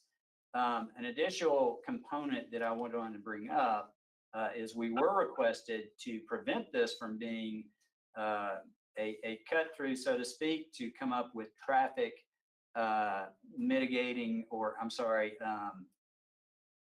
mitigation options in regards to slow and calm traffic through this area. One of those suggestions was requesting a roundabout feature mid-strip of this long runway here, this straightaway on the road. We added that. That cost an additional 4 lots from our original layout. However, we feel like that is the appropriate approach here, which gives us, you know, roughly a 800 to 900 foot setback from Sneed Road to this point. And then from this point on, roughly 1,400 foot to your next intersection, and an additional 1,400 foot to your intersection of Bonds Road. Off-site improvements. I'm going to let Brandon Baxter speak to this. We had a scoping meeting, I believe, on July 7th. We had thoroughly looked at everything as requested by KCI, the county's traffic consultant. And Brandon, if you could step up here and address these. Just roll that to you. Again, I'm Brandon Baxter with Reagan Smith Associates, and as Alan led into, we did complete a traffic impact study or traffic impact analysis for this project and this property based on the county's guidelines and requirements that are certainly built on and refer to a lot of national standards and best practices for that type of analysis. That starts with requesting a scope from the county staff and their consultant provide us with that scope, outlining what the requirements would be. We then discuss it with county staff, and then it's tasked to us to go collect the data, analyze that data, prepare a report, and submit the report to county staff and their consultant for review, which at that point they review and leads ultimately to a meeting like this one tonight. And that's what we've done. So I want to walk through our findings and mitigation recommendations and some of the additional items that were brought up in the review and things that we agree with and will certainly move forward on. So this is an overall view, a map of the site area. You can see highlighted in yellow, the black outlines here. The first item, and we've talked about this a little bit tonight, so I won't belabor it, but the dashed line along the site frontage is where we will be widening, providing a 6-foot shoulder outside of the travel lanes along our entire frontage. You can see the property with the 7 lots to the south. We've also indicated that on here just for context so that you can understand where those limits are. And that's on both Vaughn Road and on Sneed Road, on the side of the road where the project is. The green circles indicate intersections where we were tasked to go collect data, run analysis, and offer any recommendations or mitigation measures to bring the traffic operations there back up to the appropriate level, which is what we did. We'll start with maybe the intersection that's on most everybody's mind, at least the forefront, Hillsborough Road and Sneed Road. The Stevens Valley subdivision down Sneed Road already has improvements to this intersection consisting of what you see here that will provide a second through lane in each direction on Hillsborough Road, much like is in place at the intersection of Hillsborough Road at Old Hickory Boulevard to the north. This development also is tasked with providing the same improvement. So before a single lot can happen, this improvement must be in place before any building can happen on the Hooker property. This was an additional recommendation from KCI. We had submitted improvements and recommendations to accommodate the Hooker property, and the additional review from KCI indicated that it would be best to go ahead and do this full improvement to minimize the amount of time construction would be going on at this location. We agree with that. As somebody who commutes through this intersection, I agree with that. So that is what we're going to do. We will do the entire improvement before the first lot and home gets built at Hooker property. Moving on to the next intersection, this is Old Hickory Boulevard at Vaughn Road. This is in Davidson County. It's not in Williamson County, but because of where the site is and the closeness to the boundary, we did look at this intersection and included some recommendations for traffic mitigation here. Those include a right turn lane on the Old Hickory Boulevard. So as you're coming from Highway 100, you go over the saddle there between Edwin Warner and Percy Warner Parks. And as you're on that downhill, you will get a right turn lane to turn right on the Vaughn Road, so that if there is some traffic backed up at the light, you will have an opportunity to go around it and turn right. Additionally, if you're northbound on Vaughn Road, the existing right turn lane at that traffic light is too short for even existing traffic. And so our mitigation measure is to extend that lane so that more storage capacity is provided, or so that if the queue is long in the left turn lane, you can still go around that queue in the right turn lane. These are both improvements that also would be done before the first phase at Hooker property begins. So before homes are built at Hooker property, you would have the improvements I showed at Hillsborough and Sneed, and you would also have these improvements in Davidson County at Old Hickory Boulevard and at Vaughn Road. At the intersection of Sneed Road and Vaughn Road, this is very close to the site. We are going to be also required to do a right turn lane on Sneed Road that turns on to Vaughn Road going northbound. This is also a condition of approval of the Stevens Valley development. And it was noted that really any development that goes on in this area should be required to do this. We agree with that. And that is something that we will add to the list of improvements that we make. And again, that would be done before construction would begin and before homes would be occupied on the Hooker property. The final one is not at an existing intersection, but this is at the proposed access onto Sneed Road. We are proposing a left turn lane and a right turn lane on Sneed Road at this location. And you can see that also would include a 6-foot shoulder along that length and along our frontage there. So there would be an improvement on Sneed Road in that location to provide the turn lanes, but then also to bring the shoulder width and lane widths up to the current county standard. Before Alan speaks about compatibility, I will say that we worked with KCI, and the recommendations and things that we suggested and the additional review comments they provided do allow us to achieve the policy goals for both Williamson County and Davidson County in relation to the traffic operation of those intersections. And we were happy to work with them and appreciate their efforts to review our submittals. Alan? Thank you, Brandon. Compatibility has been brought up, and we've seen additional public comments, some submitted, some that have been heard tonight. We take those very seriously and want to address them to the best of our ability while meeting the means of the zoning ordinance. But from a compatibility standpoint, when you look at the site, the lots do come in different sizes. Those sizes are allowed per the suburban infill conservation approach. This is a particular market that is sought by a particular buyer as well. But when you look at it in terms of a density compatibility, we were suggested in earlier comments that Stockett Creek was 1.5 units per acre, and that's not allowed per the old ordinance or the new ordinance.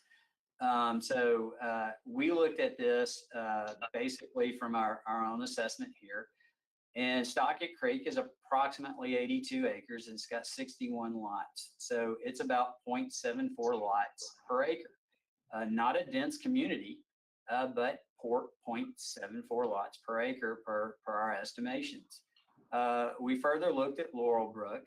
Laurel Brook is 575 acres. It's a large parcel, and it has 313 lots, and it was well done. I commend both these neighborhoods and communities for their approach. Laurel Brook was, just over half a unit per acre. They were 0.54. Well, when you look at our site, we're proposing 121 lots on 175.4 acres. Yeah, it looks really dense because of how we're proposing them. But that is the purpose of suburban infill conservation. Minimize the impact on the land. Somebody talked about rural character. I feel like we have more than addressed rural character. Minimize the impact on the land. I feel like we've appropriately minimized our impact on the land. Our density, overall density, is just under 7 units per acre. It's 0.69 units per acre. So it's a little less than Stockett Creek. It's a little bit more than Laurel Brook.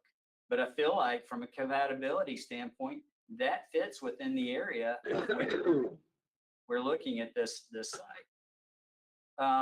Furthermore, I wanted to mention, we're providing 77% of open space, 134 acres. So our impact on the land is 23%. That's a relatively small impact on the land. And I understand it will require construction. We're going to have to be delicate on which we do it. But in terms of the actual impact on the footprint of the property, we're looking at we're looking at 23% of that property. So there were several public comments that were brought to our mind, and we want to address these real quick. Brandon, I think you're going to come up and readdress these first top 4, and then I believe David will address the next 3, and I'll address the final.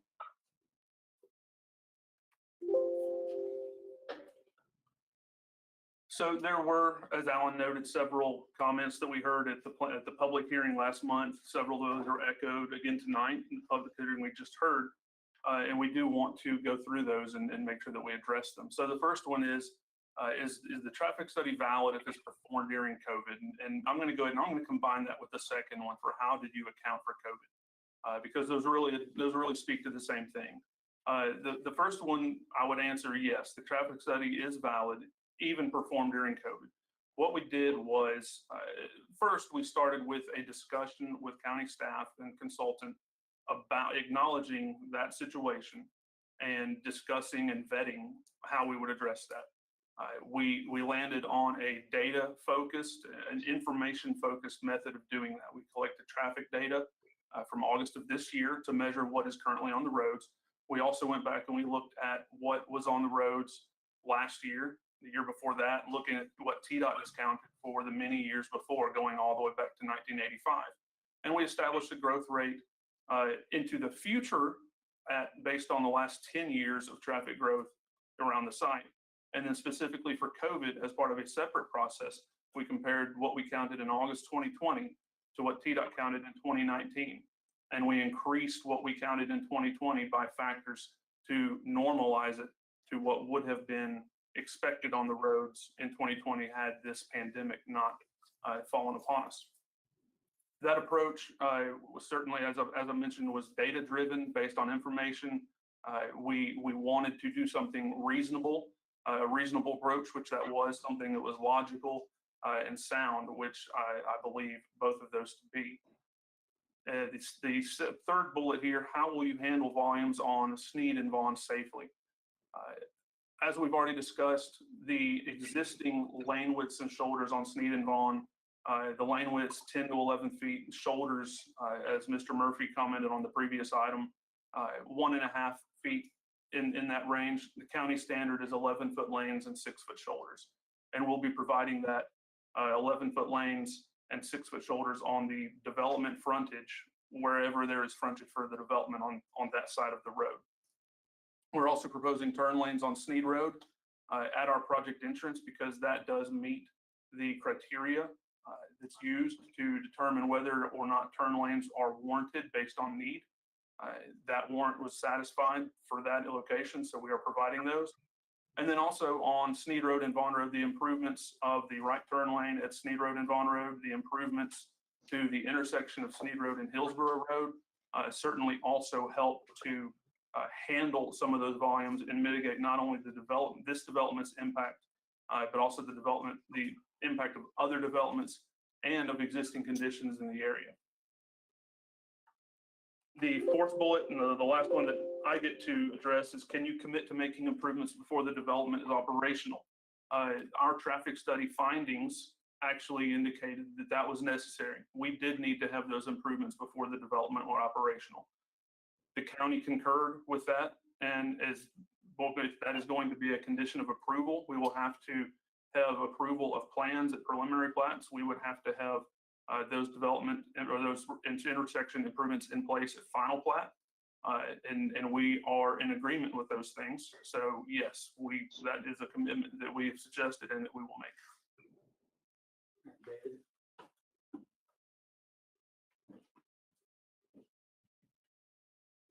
Thanks, Alan. We already mentioned the bald eagles. We have observed the nest. We are proceeding on the assumption that it is a bald eagle nest, and we look forward to confirming that this year. In terms of blasting around them, that possibility is accommodated under the National Bald Eagle Guidelines, and it will be adhered to avoid violating the Bald and Golden Eagle Protection Act.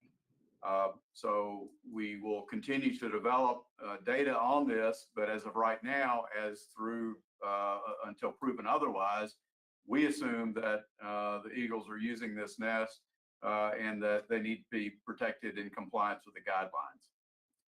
With regard to the Natchez Trace, we feel like the National Park Service 1940 map is authoritative. We've done quite a bit of research on this. If, as suggested, there is a departure from Vaughn Road by the old trace in the south western corner of the eastern Hooker property, that would not be affected by development.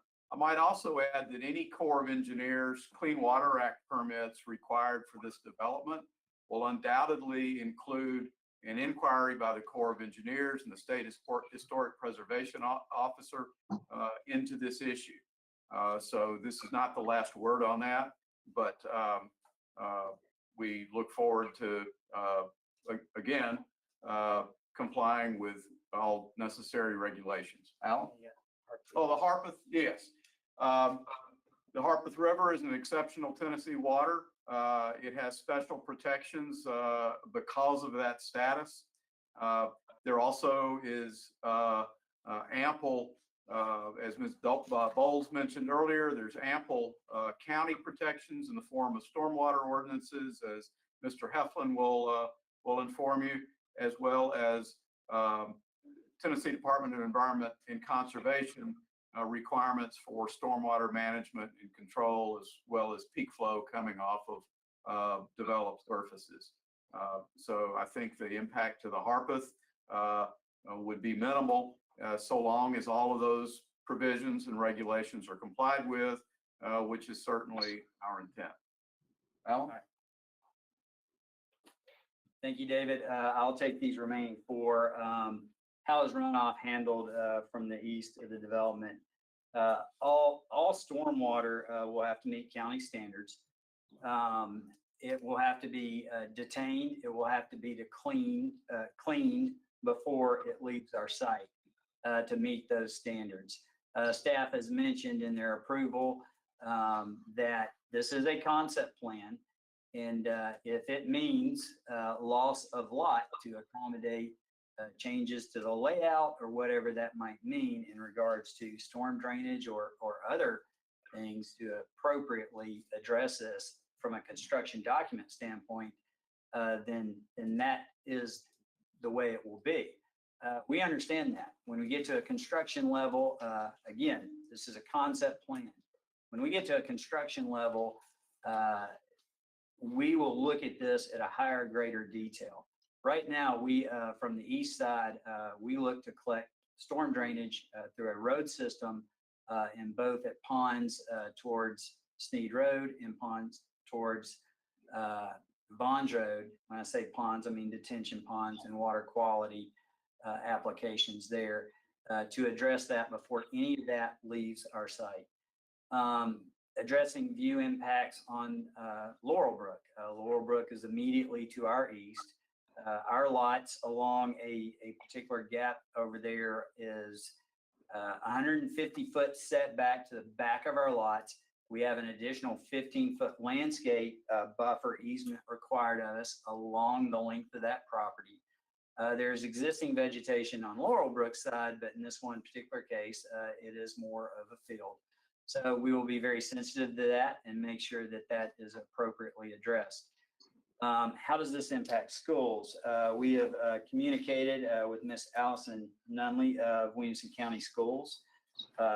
This site at full build out, whether that is in the next 5 years or 10 years, this site would produce 36 elementary students, 22 middle school students, and 18 high school students, a total of 76 students from K to 12. They would go to Grassland Elementary, Grassland Middle, and Franklin High. And it was indicated to us that there's capacity at all three schools. Have we addressed water and sewer capacity? We have. We've coordinated multiple times with Harpeth Valley Utility District. A capacity letter was submitted with our application to staff. And so some key points I want to leave you with.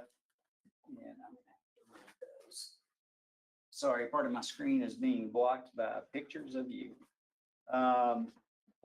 Key points that I would like to leave you with, and then we'll wrap this up.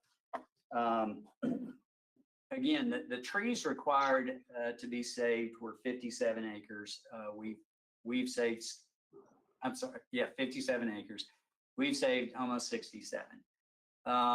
Not applauding us or anything like that, but we've more than met the requirement of the suburban infill zoning ordinance. The Eagle's Nest, once it was brought to our attention, we addressed it immediately. You may ask the question, why was that not called earlier?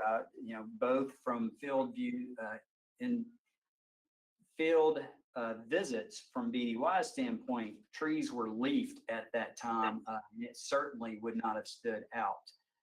But that is a federal requirement that we will meet 100%, no question. The Old Natchez Trace, we feel like we have vetted it to the nth degree in the logic that has been put forth by BDY in regards to where that trace would be. Should it steer slightly off of Bond Road to the east, we have 300 foot of open space, 315 because we're doing a dedication along Bonds Road there that would more than accommodate it. But there is no indication of a roadbed in that particular area. Again, this is taken from a 1940 parks map that we feel like is the appropriate guide in which to vet this process. Offsite roadway improvements. You just saw a huge amount of improvements. The Hillsborough-Sneed improvement, all of it. That is a significant improvement to a state route that would have to occur before we have car number one leave our site.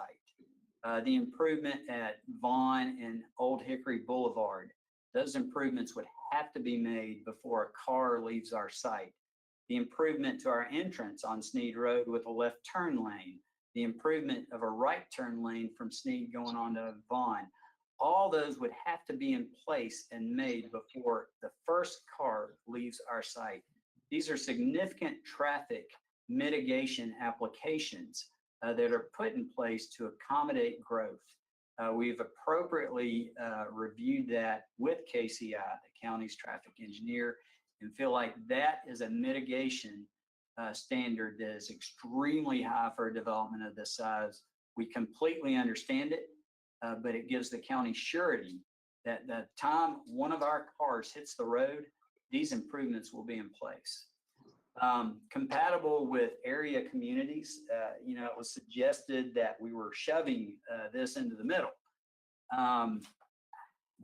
We were appropriately planning a conservation plan, and a conservation plan as defined by the Suburban Infill Conservation Zoning Ordinance. That is designed to maximize open space. 77% open space provided. 23% of the site impacted. We did exactly what Suburban Infill Conservation would require us to do. We feel like it's responsible, and the setbacks off of the public roadways are far more than any of the neighborhoods in proximity to us. So we feel like we've more than appropriately accommodated the view shed in the rural character. Again, I want to reconfirm staff's notes. Once detailed construction engineer plans are underway, we could lose lots. We understand that. When you get to a higher level of detail, when you advance from a concept plan, there's the potential to lose lots. That's part of how this moves forward. We get that. We agree to that. We appreciate the opportunity to work with the county. We appreciate working with staff. We appreciate that they have looked at our plan. They have recommended it for approval because it meets the requirements of your ordinance, the requirements of your laws. We agree with all staff comments, all their recommendations, and we very much appreciate your support on this. I would like to close out my sharing of this and let James Weaver have some brief closing words. Very brief. Mr. Chairman, James Weaver, Waller Lanston, co-counsel with Ms. Garrison for the applicant. I'll be extraordinarily brief, as I can only imagine the last thing on earth y'all want to hear is from another lawyer. Primarily, we want to thank your staff for the professional and thorough way that they've handled this process, this application. The commission is well served by your professional staff. I know you guys know that, but it never hurts to say it every once in a while. And this was a very complicated process, a contentious process, and they've truly been magnificent, and we wanted to thank them. Staff, at the end of the day, applied the law and your regulations to our application and found that our application more than satisfied your standard and recommended approval. We simply ask that the commission apply the law that applies, not the law that some people during the public hearing wish applied, but the law that actually applies to our application, and confirm your staff's opinion that we've satisfied every standard in your ordinance. We appreciate you guys. We thank you for your service. And that concludes the applicant's presentation, Mr. Chairman. Thank you, sir. Thank you. Mike, I've heard 4, 5, or 6 people talk about this recent court case with respect to the comp plan. Can you explain to the commission exactly the ramifications of that? I'm not sure I fully understand it yet. Mike, you there?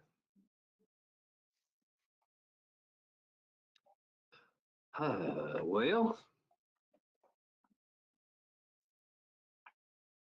Mike? Excuse me, Mr. Chairman, Yes. could I recommend a 5-minute break and then we could try to make sure that staff is back on board? I think some of us have been on here for a while. Would that be appropriate? I agree. 5 minutes. I'm gonna track Mike down up here. Okay? Oh, thank you so much. You bet.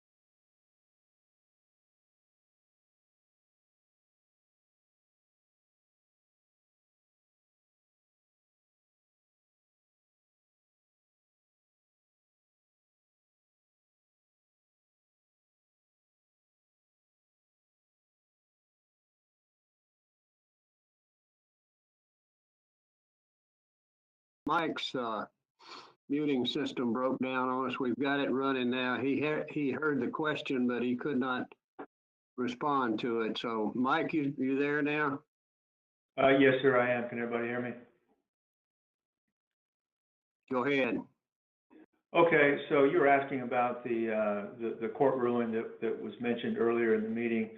Yes, sir. And there was a Court of Appeals ruling that was just issued, I believe it was the day before yesterday. And essentially what that ruling says is that planning commissions can look a little bit more broadly, not just does an application meet the technical requirements of the zoning ordinance and subdivision regulations, but also, is it consistent with the comprehensive plan? So that's the essence, as I understand it, of that court opinion. And so my advice to you is that you should, in this case, consider the comprehensive plan and the consistency with that plan, in addition to the other information that you have either heard tonight or that was shared with you via written comments over the past week or two. I will note that unlike the item that's next on the agenda and some of the other items that you've seen in recent months, the existing comprehensive plan that you adopted in March was already in place and approved by the time this development, before they reached out to staff about this particular development. Yeah, say that again. I missed something.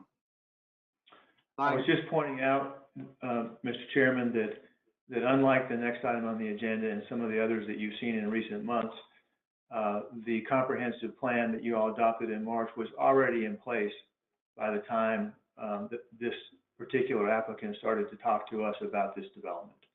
Oh, thank you. I thought that's what you said. Anything else? No, sir. Any discussion or questions of staff? John, it's Robin Baldry. Yes, ma'am. My comments are regarding many things that have been talked about, the emails we've gotten, the public hearing that we heard, and some things that the applicant said we're speaking about as well. So we're talking about Vaughn Road and I don't know if it was Alan, but one of them we're talking about the different subdivisions out there, including Laurel Brook and Stockard Creek. And Stockard Creek has 60 lots. That subdivision was developed in the early 2000s. Of those 60 lots, 10 of those are vacant. So that was almost 20 years ago. And our area has grown a lot in 20 years. I moved here 20 years ago from Atlanta. So it's changed a lot, as you all know. And on Vaughn Road, going towards Old Hickory, you have Horseshoe Bend, you have Stonebridge, you have one of the back entrances of Laurel Brook, you have Steeplechase. You have a lot of subdivisions on that road. And actually, Stockard Creek has a road. They have the main road going in, and then if you're going into Stockard Creek, and then there's a road that turns to the right that actually goes back out to Vaughn Road. And it's going to be probably, I was trying to measure it, it's probably going to be maybe 200 feet, 300 at the most. Seems like less than that from the main entrance of the east side of this development. And if you go out to Sneed Road, you've got, we were talking about Laurel Brook. That is a large subdivision, granted. Again, those started in the late 1990s and early 2000s. And I was looking at all of these, and again, almost 20 years ago, and some older than 20 years. And most of those lots are almost a half acre. Granted, there are a few that were, maybe 0.35, 0.38, but most of them were at least a half acre and up. So I found that those two subdivisions who they spoke of specifically, very different subdivisions than what's being proposed. And they were 20 years ago, and the landscape out there has changed dramatically, in 20 years. So those are my comments at the moment. It could change as we continue discussing. Thank you, ma'am. Anyone else? Mr. Chairman, this is Commissioner Lathers. Yes, ma'am. Yes, Mr. Chairman, I had a question for staff. I was going to ask, and it was kind of answered in the presentation. From my experience in municipal planning commissions, any critical lot has to provide an individual site plan for that critical lot. I just haven't seen ever a plan with so many critical lots. I wanted to ask staff if that was due to the slopes, unbuildable land, that they were trying to maximize the site, or if I'm mistaken. Has the county seen a development proposal with so many critical lots included? Thank you. Staff? Commissioner Lovers, it's Mike Madison. I'd appreciate if either Aaron or Floyd correct me if I misspeak, but I believe that the critical lots noted on this concept plan are due to slopes that are in excess of 15%. Our zoning ordinance does allow for that, but requires that those lots be critical lots, in which case, as you mentioned, a site plan for that critical lot is required at the building permit stage. In terms of the number and how unusual it may be, there have been other sites where there have been, quite a few critical lots. I can't say one way or the other whether the percentage of here is out of line with some that we've seen, but it's probably toward the upper end of what we've seen. Thank you. Other questions? Excuse me, Commissioner Lackey, is there a way that we at Waller Lanston and on behalf of the applicant could briefly respond to the question about the community plan and the recent case that was decided? I'm sorry, I can barely hear you. Move up your mic and say that again. Is there a way that we would have an ability to respond just very briefly to the question about the community plan and specifically the case that was decided 2 days ago? As a point of order, I'm sorry, Mr. Chairman, and I'm going to refer to you in the bylaws, but I feel that it's not necessarily a back and forth at this point. The commission is in deliberation and we've been patient to listen to it over an hour. And we have counsel. We have a professional attorney to advise us. So I think any questions should be directed to her. Thank you. That's just my opinion. And I would just submit to whatever the bylaws suggest at this point in terms of process and procedure. Thank you. Christy, do you have a comment? I can address that case law question if y'all have some additional questions related to that. Anyone?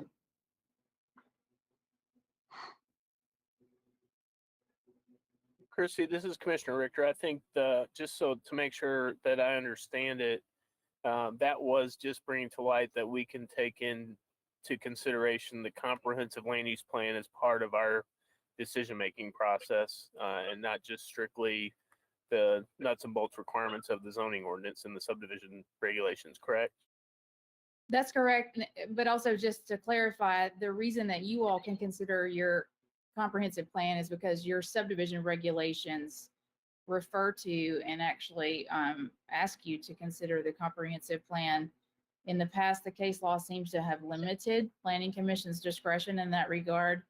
And this Court of Appeals opinion that was issued 2 days ago addressed that level of discretion and advised that that is something that you can take into consideration in addition to the provisions in the applicable ordinances and regulations. Other questions or comments? Commissioner Sanders, I'd like to ask Mike if this application was complete, on time, in compliance, and legal. Commissioner Sanders, so we addressed the completeness issue in the staff report. There was a determination that was made that it was a complete application. Compliant, it initially wasn't compliant, and that's not unusual. It's very rare that there would be a development proposal that's submitted that is fully compliant. That's why we have a review process, and so it's very common that there's several iterations of a plan before we can represent that you know, that it can go before you and addresses those issues.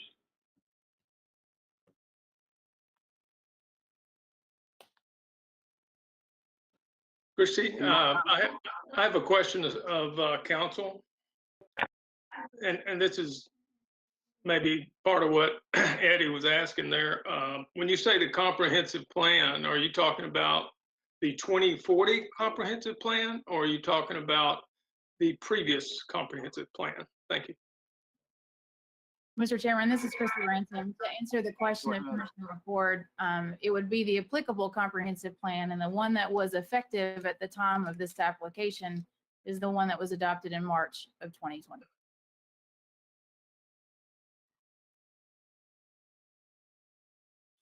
This is Commissioner McCord. I got a couple of questions or a couple of comments I just want to follow up on. And I believe it was Ms. Robin was discussing about the context and the other subdivisions in the area.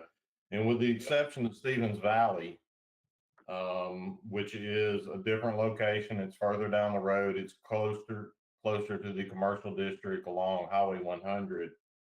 These lots are tiny compared to what's around it. The lots are easily half the size. And while I appreciate the saving of the green space and open space, but a whole lot of that is hillside that's not developable. It's critical slopes that couldn't be developed on. And I will, when you take into account the comp plan that we passed in March, and you think about the subdivision regulations that this was developed under, it's hard for me to weave all of that together and come up with it's okay to have an 8,000 square foot lot on this subdivision. And Laurelbrook's a perfect example. The small lots around it are small, but then there's large lots in there, and those houses sell for millions and millions of dollars. So there is demand for larger lots and larger homes. But I'm not really here to debate that, to say that I do have concerns with this fitting within the context of the area and fitting with the context of our comp plan. I do want to, I've got a variety of questions. I do want to ask a couple of questions about, and maybe it may require Dan Terranova. I'm not sure if he's still there. I'm sure he is. I do want to ask a couple of questions regarding the colluvial soil, slippage soils that were evaluated. I saw the plan that had the X's, the green and red or orange and red X's. Are those the extent of the test pits that were done? Those were the extent of the test pits that were done. Yes, those are the extent of the test pits that were done. And we concentrated those in the limits of where we've expected construction to occur, so we could delineate where the lower boundaries of the colluvial soils are. So, and you know, this may be a question for you, but it also may be a question for staff as well. You know, if you look up the definition of colluvial soil, you know, it's a general name for a loose, unconsolidated sediment that has been deposited at the base of a hill slope. And that's either by rainwater, sheet, you know, rain, wind, snow, whatever has caused the material to creep to the bottom of a hill, and it's been deposited there and it's unconsolidated. And, you know, with us having, you know, in round numbers, just over 50% on the east side and over 90% on the west side of critical lots that are in excess of 15% grades of the moderately steep slopes, you know, that is defined in section 13.03 as what constitutes a critical lot. Above 25%, you're not touching those. I get that. It's the 15%, and those critical lots are defined, and we've got just in excess of 50% and over 90% on the west side. And so I guess my question then is, and if you go further into section D of 1303, where it talks about the slippage soils, and it just says where the parent material is colluvial. Now it says E period G period, which is, for example, Delrose. The soils that you looked at were the Delrose soils, and I get that, but it goes on, but to me, being an engineer and reading the guidelines here and thinking about 15% and greater slopes and all these critical lots, do we know for a fact? Do we know with testing that those lots don't have colluvial soil on them? There's not 100% sure that there's not colluvial soils, where they are. Colluvial soils are generated by gravity deposited soils downhill. So they're not transported by water. They're not transported by rain or erosion. It's gravity deposited. So it's from landslide issues. The Delrose soils that are mapped by the soil mapping is generally at the base of the Fort Payne Formation, which is well known for its colluvial deposition, downslope on top of the Lepers and Cathy's limestone, or on top of the Lepers Cathy residuum. The other soil around there is classified as residual. And the residual soils generally are the weathering of the underlying bedrock surface. So the underlying bedrock surface in those areas is Lepers and Cathy, so that becomes residual material. So the colluvial soils will transport downhill from a higher elevation, and they'll stop. They won't jump. They'll just stop. So we'll look at the base of where the colluvial soils are identified, and that gives us a lower boundary of where those colluvial soils most likely are. Now, I can't say unequivocally that everything else is not, but I can say with a pretty good certainty that anything downslope of where that colluvial line is going to end up being residual. Okay.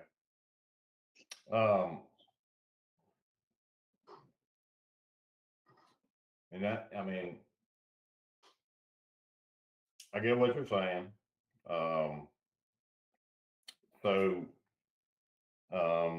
What I did here, is that you can't guarantee it, but I understand that.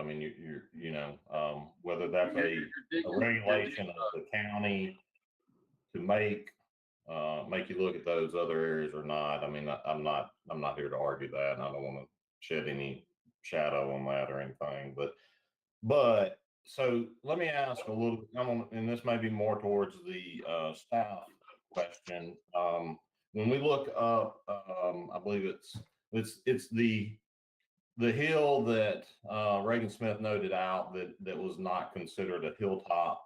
So it's to the left there, and on the east side. Most of those are critical lots, and when they submit a critical lot plan, does their plan consider global stability of that hillside? With those being in excess of 15%, and you're setting a house on top of that, or you're doing the work up there, global stability on steep slopes is a significant issue. And retaining walls, global stability is not a surface layer. It's not. It can be 5 foot down, but it can be 10 or 15 foot down when you load those soils. And is that a consideration when we look at those foundations for those homes? No, it's not a requirement at this time. This is Floyd. For an engineered site plan for a critical lot, it's just about slope stability, but it's not so much about, we don't ask for global stability analysis. Okay.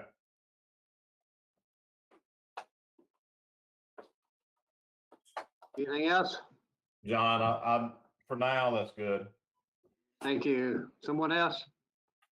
Yes, Chairman Lackey, I've got a question for Reagan Smith. I hope they can maybe give us some sort of estimate on this. I'm not sure. But the improvements to all three of those intersections, not necessarily the turn lanes on Sneed Road, but what y'all's estimated cost to to do the improvements at Sneed and Hillsborough, Vaughn and Old Hickory, and Vaughn and Sneed? Yes, sir, we can speak to that. So the preliminary cost estimate is something that is done at this stage. It's not based on construction or the detailed plans for that, but we do take into account the best rules of thumb and practices that we have. For those three locations, we're talking about Hillsborough Road at Sneed Road, talking about Vaughn Road at Sneed Road, and Vaughn Road at Old Hickory. The combined cost of those three improvements we're finding is going to be in the range of $2.5 to $3 million, I believe. Does that help you out, Mr. Commissioner? Thank you. Any other questions? This is Commissioner Richter, and just kind of a more of a comment than a question, but something to expand and agree with what Sammy was saying. The approach here looks like, which is not uncommon from all developments, you have areas you can't touch or develop for whatever reason, and whatever's left and is usable, you maximize what you're doing. And I feel like the context of what was left and is usable is not in character with the other subdivisions around it because of the lot size. So if the right-hand hilltop had been developable like the left-hand hilltop is, I feel like we'd have had another finger road that had something similar in density to that. So, I think the overall density was a function of what was unusable and then putting in what they could get. And, it just so happened that they had so much of the site unusable that it pushed their density down. And again, that's just an opinion. But looking at the feel of this, I don't feel like driving through this subdivision is going to be a similar feel to driving around other subdivisions around this. So as far as when you talk about context and compatibility things, and meeting the intent of the overall land use plan, just want that out there for us to think about and talk about. Thank you, sir. John, I have another comment. It's Robin. It's Yes, Robin. ma'am. I have another comment to what I was saying before, and also what Brian was saying and Sammy. 20 years ago, when most of those subdivisions out there were built, I mean, our county looked a whole lot different than it does now. And those lots, like I said, most of them are more than half an acre. And I concur that this subdivision is not going to be one that mirrors those and the character out there. Also, I know they did a traffic analysis, and I mean, I've been on Sneed Road, and those who live out in that area, pre-COVID, it's a jam-packed road. I mean, you could be backed up for miles, and I understand the improvements they're going to make on Sneed Road in Hillsborough, and that was needed 10 years ago. I mean, there's so much traffic out there, and with Stevens Valley, which is further away, you're still having all of that traffic coming from Stevens Valley too.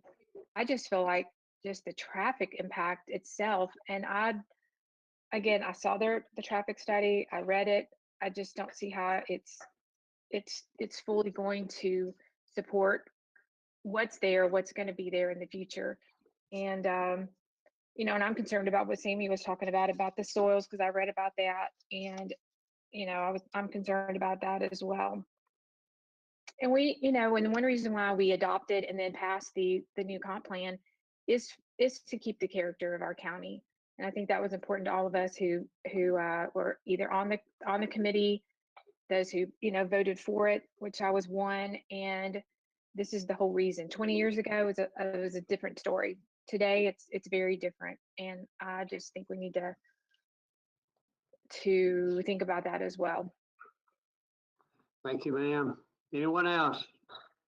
Mr. Chairman, I just wanted to say, just for those that came out to speak, and I appreciate so much the professional presentation provided. I just want to speak to the point that, change is going to happen in our county. We all understand that. None of us on this commission would ever defy property rights. Our role is to look at public policy, rules, regulation, laws applications that are provided by an applicant, we are a reactive process to review. And I just want to make it clear to the public that we do listen. We have to look at legal ramifications. We have to look at a lot of different factors. But the most important thing to me as the one elected official on the Planning Commission, and maybe as a political science major, we have to make sure our policies have been vetted, are based on community will, are based on all the ideals and premises of our comp plan and all the things that we're supposed to preserve in terms of natural resources, in terms of historic preservation, view sheds, all of that. Those are just pretty words unless we make the decision to make sure that things that come before us do that. We have been in this in-between land of a comp plan that was approved by the Planning Commission, that was overwhelmingly approved through a lot of public surveys and meetings upon meetings, and is approved by an elected body of the Williamson County. And we have also been fair-minded. Our staff is amazing. Fair-minded to meet with folks, look at what's in place, when we can do the public hearings, have our ordinance reflect our comp plan. Well, we're there.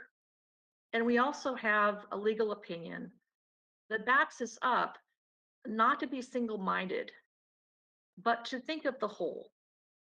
I don't think there's anything more important than community will expressed through our comp plan process. And for that purpose alone, I can't support this. It's a direct competition with that. That being said, I support Mrs. Hooker's right to develop her property. And she has a right to, under the rules and public policies that, you know, have been expressed by communities. So change is coming. It's not if you develop, it's how you develop. I don't think this is rural character for the surrounding area. Thank you. Thank you, ma'am. Okay, folks, last call here. We've been around the world. Anyone else? Hey, this is Sammy again. I'm talking about Mr. McCord's comment earlier about the price tag for the subdivision improvements. You know, and just to reiterate, Stevens Valley technically today is on the hook to pay for those improvements. And I just want to make that known that it's not this development that is, this development can't start until those improvements are done, but it is a combination of this development and Stevens Valley sharing those costs. Thank you, sir. We were ready for a motion.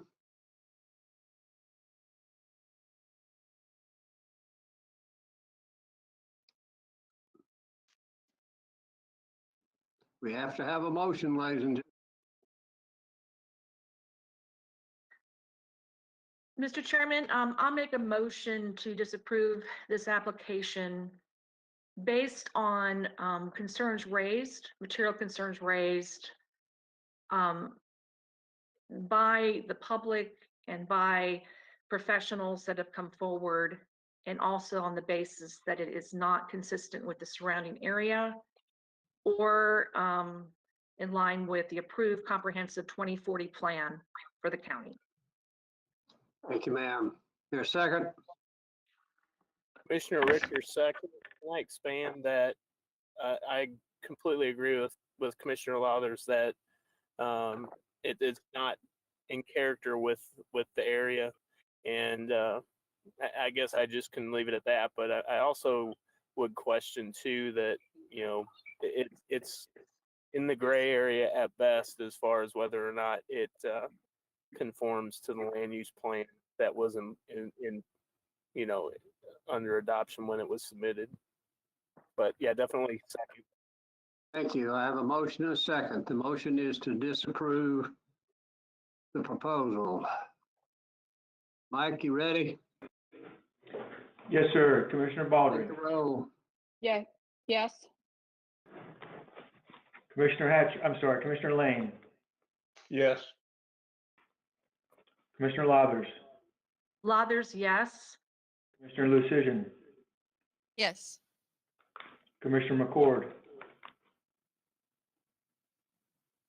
No. Commissioner McCoy, Yes. Commissioner Richter, Yes, sorry. Commissioner Rose, Yes. Commissioner Sanders, Yes. Chairman Lackey. Yes. Motion carries. We'll move on. Mike, 17 and 18, right? They're also public hearings, right? Yes, sir, that's correct, but nobody is here to speak to those, but. Hey, I'm Mike, can I ready. say something? This is Robin Baldry. I didn't hear the vote for Don Crohan, and I think Rhonda He Rose. recused himself. Oh, I'm sorry. Don? Thank you. You still there? Don, Yes, did you not Okay, recuse sorry about that. yourself? yes, sir, I did. Okay, Thank you. thank you. It was too long ago. I forgot. All right. Agenda item 17, revised concept plan review for Tribor Golf and Field Club containing 375 lots on 778.71 acres located off Cox Road in the 5th voting district. Staff? Thank you, Mr. Chairman. A concept plan, which was previously called site plan, for this development was initially approved in February of 2008. At that time, the development included 482 lots. A separate site plan for the golf course and amenity area was subsequently approved at the May 2008 meeting. The current applicant assumed control of the development in 2018 and has since made a number of changes, most notably reducing the number of lots from 482 to 324. The applicant is now requesting approval of a revised concept plan in order to incorporate 3 adjacent parcels into the development and add 51 lots. This application was submitted prior to the change in zoning to Rural Development 5 of the properties being added to the development. It is worth noting that with the addition of these lots, the density of the development is still far below that originally approved. The concept plan layout on the existing portion of the development has not changed, except for a reduction of 3 lots in that portion of the site. The property being added to the development totals approximately 110 acres and is located immediately to the east of Lanceleaf Drive. The site contains a number of natural resources, including 2 streams, a pond, moderate and very steep slopes, and areas of woodland. All natural resource protection standards have been met, and the open space strips, the requirements for which were recently enlarged along Cox Road and around the perimeter of the development have been provided. Access to the new lots will be provided via an additional entrance to the development, which is Troubadour Drive on Cox Road. Troubadour Drive will also connect to Backwoods Drive within the development. An intersection analysis for the new entrance was performed by the applicant as required by the zoning ordinance. This analysis showed that neither a left turn lane nor a right turn deceleration lane are warranted based upon projected traffic volumes. However, the applicant is proposing a right turn deceleration lane in response to a request by staff. Within the development, the applicant is requesting a right-of-way width of 40 feet in order to locate sidewalks outside of the right-of-way, as well as a design speed of 25 miles per hour for internal roadways. Staff is in support of these requests. Water will be provided by Milcroft Utility District, and wastewater will be handled via an existing non-traditional wastewater treatment and disposal system, for which a revised site plan was approved by this body in May of 2019. It should be noted that once detailed construction and engineering plans are prepared in conjunction with the submittal of a preliminary plat, changes to the layout, including the potential for a reduction in lots, may be necessary. The landscaping plan will also be required. Staff recommends approval of this revised concept plan, along with the request for a 40-foot right-of-way width and a design speed of 25 miles per hour within the subdivision, with the same conditions of approval that were established at the February 2008 meeting, as well as the following additional conditions. One, prior to the submittal of a preliminary plat, for any lots within the expanded portion of the subdivision, construction plans for the new site entrance, including turn lane improvements, must be approved by the Highway Department. And two, prior to the submittal of a final plat, for any lots within the expanded portion of the subdivision, turn lane improvements at the new site entrance must be completed to the satisfaction of the county's highway superintendent. And Mr. Chairman, just one additional note. The applicant has provided a very slightly revised concept plan, which is on the screen before you. The only change to the plan that was in your packet is the introduction of a small stub roadway from Troubadour Drive to the property to the east in the event that property is developed in the future. The other thing I'll point out is that the area on the screen that is hatched in red is the area that is being added to the development. Everything else within the development was already approved, except as noted in the staff report, the change to the rest of the site included a reduction of lots, but the new portion is in that area that is highlighted in red. That it? Yes, sir. Thank you, sir. Questions? Staff, you got any, excuse me, commissioners, do you have any questions of staff?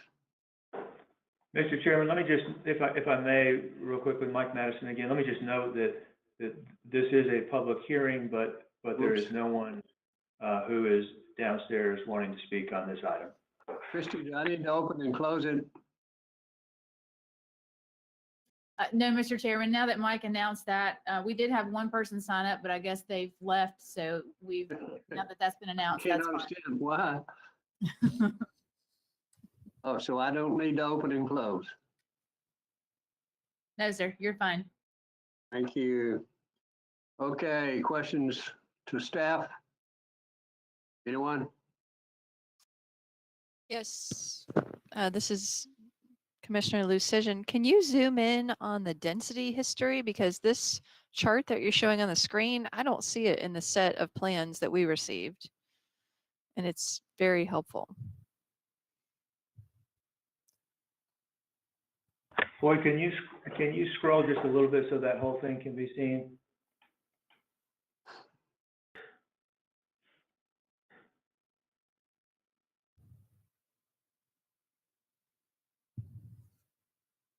Perfect. Oh, a little too far. Great.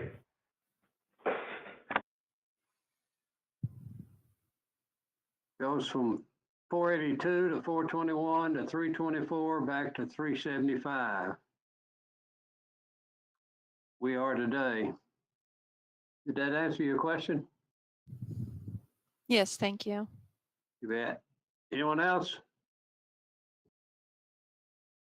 Mr. Chairman, I'm sorry, it's a little bit late at night. Could I ask Floyd, Floyd, are you comfortable with the deceleration lanes and what is, with the size of this development, were there any other staff recommendations as far as the roadways, or was it sufficient upon your review? No, I mean, of course, at this point, we don't have the design documents but what they proposed, I mean, in concept, I don't have any problem with, but they'll have to submit the construction plans, and at that time, we'll have to work out the details. I think that some folks have been so concerned about Patton Road. I know that might be a secondary type discussion when we look at the actual construction plans, but as I know that we can't look at an existing situation, but when any plans are looked at, we do have to look at the runoff and kind of water collection that's happening there. But I'm confident that staff will do that upon review. Yeah, I mean, whatever they do, they can't obviously make anything worse. Now, they're not going to be able to solve all the problems, nor would they be required to solve all the flooding issues on Patton Road, but they have identified certain things that they will improve. Okay. We'll just get what we can and do the best. Thanks. Thank you.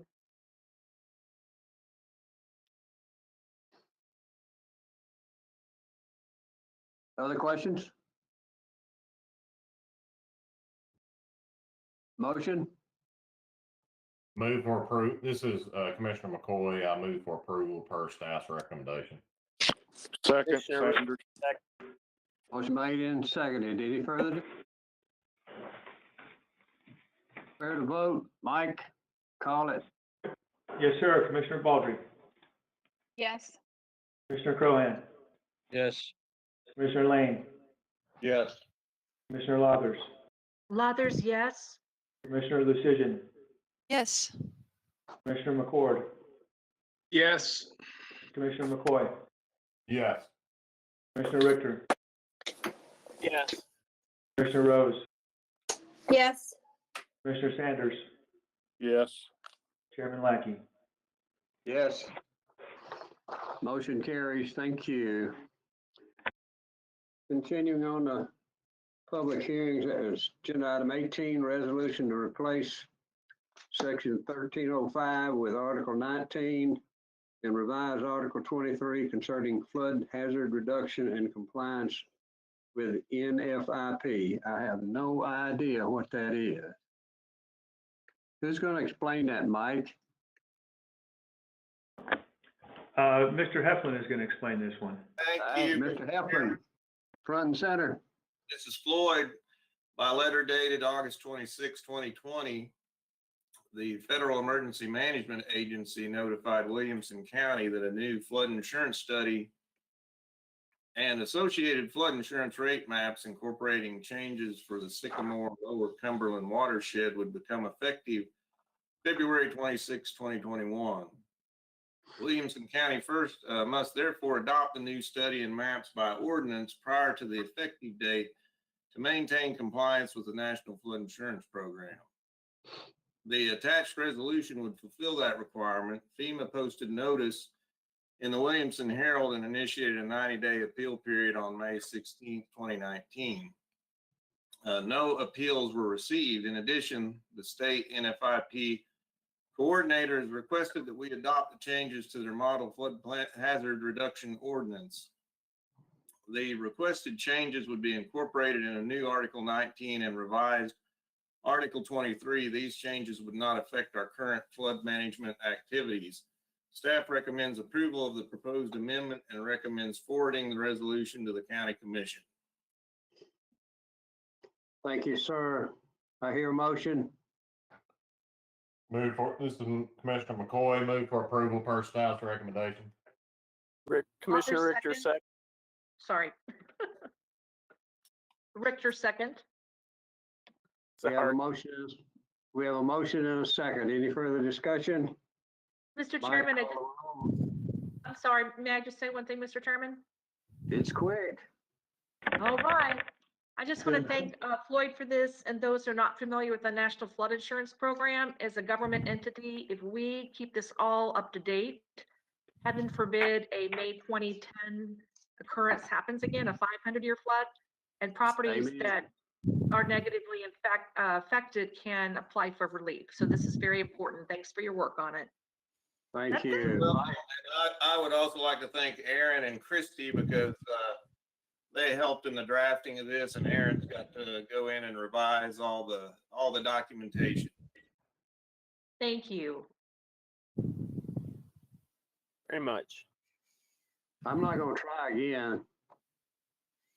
Mike? Yes, sir. Commissioner Baldry, Yes. Commissioner Crohan, Yes. Commissioner Lane, Yes. Commissioner Lathers, Lathers, yes. Commissioner Lucian, Yes. Commissioner McCord, Yes. Commissioner McCoy, Yes. Commissioner Richter, Yes. Commissioner Rose, Yes. Commissioner Sanders, Yes. Chairman Lackey. Yes. Thank you. Under non-residential site plans, agenda item 19, non-residential site plan review for Sloan Farm Rural Retreat, non-traditional wastewater treatment facility on 107.1 acres located off Carr Road in the 9th voting district. Staff? Thank you, Mr. Chairman. This is Aaron Holmes. The applicant is requesting site plan approval for a proposed non-traditional wastewater treatment and disposal system in the Rural Preservation 5 zoning district. The proposed system will serve a rural retreat extensive use that is planned for the property. Rural retreat extensive uses are permitted in the RP5 zoning district as a special use, which is reviewed by the Board of Zoning Appeals. The county zoning ordinance requires a site plan for a proposed non-traditional wastewater treatment and disposal system to be approved before the special use can be reviewed by the BZA. In order to allow additional time to address staff's comments, the applicant has requested deferral until the February 2021 meeting. Staff concurs with this request. Motion to defer. Commissioner Richter. I'm sorry, my mic's not working well. Say that again. Who was that? Commissioner Richter, just recommend, staff recommendation. Thank you. Second. Commissioner McCoy, second. Motion made and seconded. All in favor? Mike, call a roll. Mr. Baldry, Yes. Mr. Crohan, Yes. Commissioner Lane, Yes. Commissioner Lathers, Lathers, yes. Commissioner Lucian, Yes. Mr. McCord, Yes. Mr. McCoy, Yeah. Commissioner Richter, Yes. Commissioner Rose, Yes. Commissioner Sanders, Yes. Chairman Lackey. Yes. Thank you. Continuing on the agenda under final plats, agenda item 20, final plat review for Bart Ashley property, large lot easement containing 4 lots on 67.12 acres located off Skinner Road in the 5th voting district. Staff. Thank you, Mr. Chairman. This is Lincoln Sweet.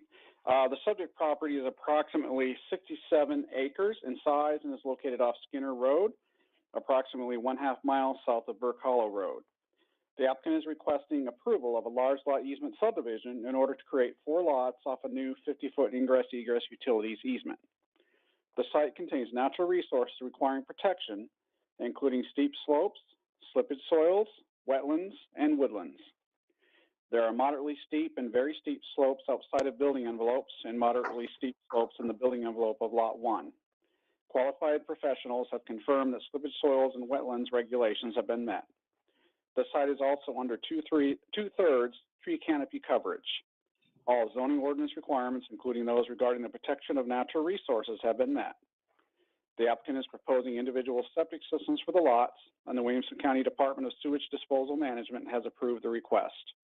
Water will be provided by the Millcrofton Utility District. As no fire hydrants are proposed and as none are currently located within 500 feet of the building envelopes, the building envelopes have been separated by 200 feet. Staff recommends approval of the final plat with the following conditions. Number 1, establishment of a performance bond for water improvement in favor of Millcrofton Utility District in the amount of $153,560. Number 2, a notice of coverage issued by TDEC will be required prior to the signing of the plat. Number 3, a land disturbance permit must be obtained for the overall development. And number 4, driveway and drainage infrastructure must be complete, consistent with zoning ordinance requirements prior to issuance of building permits. Thank you, sir. Questions of staff? Chairman, I have 2 questions. This is Commissioner Lucian. One question is, at what point do we require a road instead of an easement? And then the second question is, why does Lot 2 have that extension and go behind lots 3 and 4? As far as the extension is to allow for septic areas for Lot 2. As far as the road becoming the easement becoming a road, I mean, I think as far as I know, it'll always be an easement unless the property owners request that it be accepted as a public road.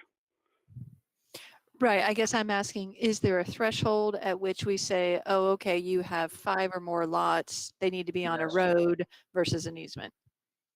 Yes, the maximum number allowed off an easement is 5. So as soon as they want to have 6, it will have to become a public road at that point. Okay. And then you're saying the septic for lot 2 is all the way down in that little area off to the bottom or whatever that might be. Yes. Other questions? Motion? Lathers, move we accept staff recommendations.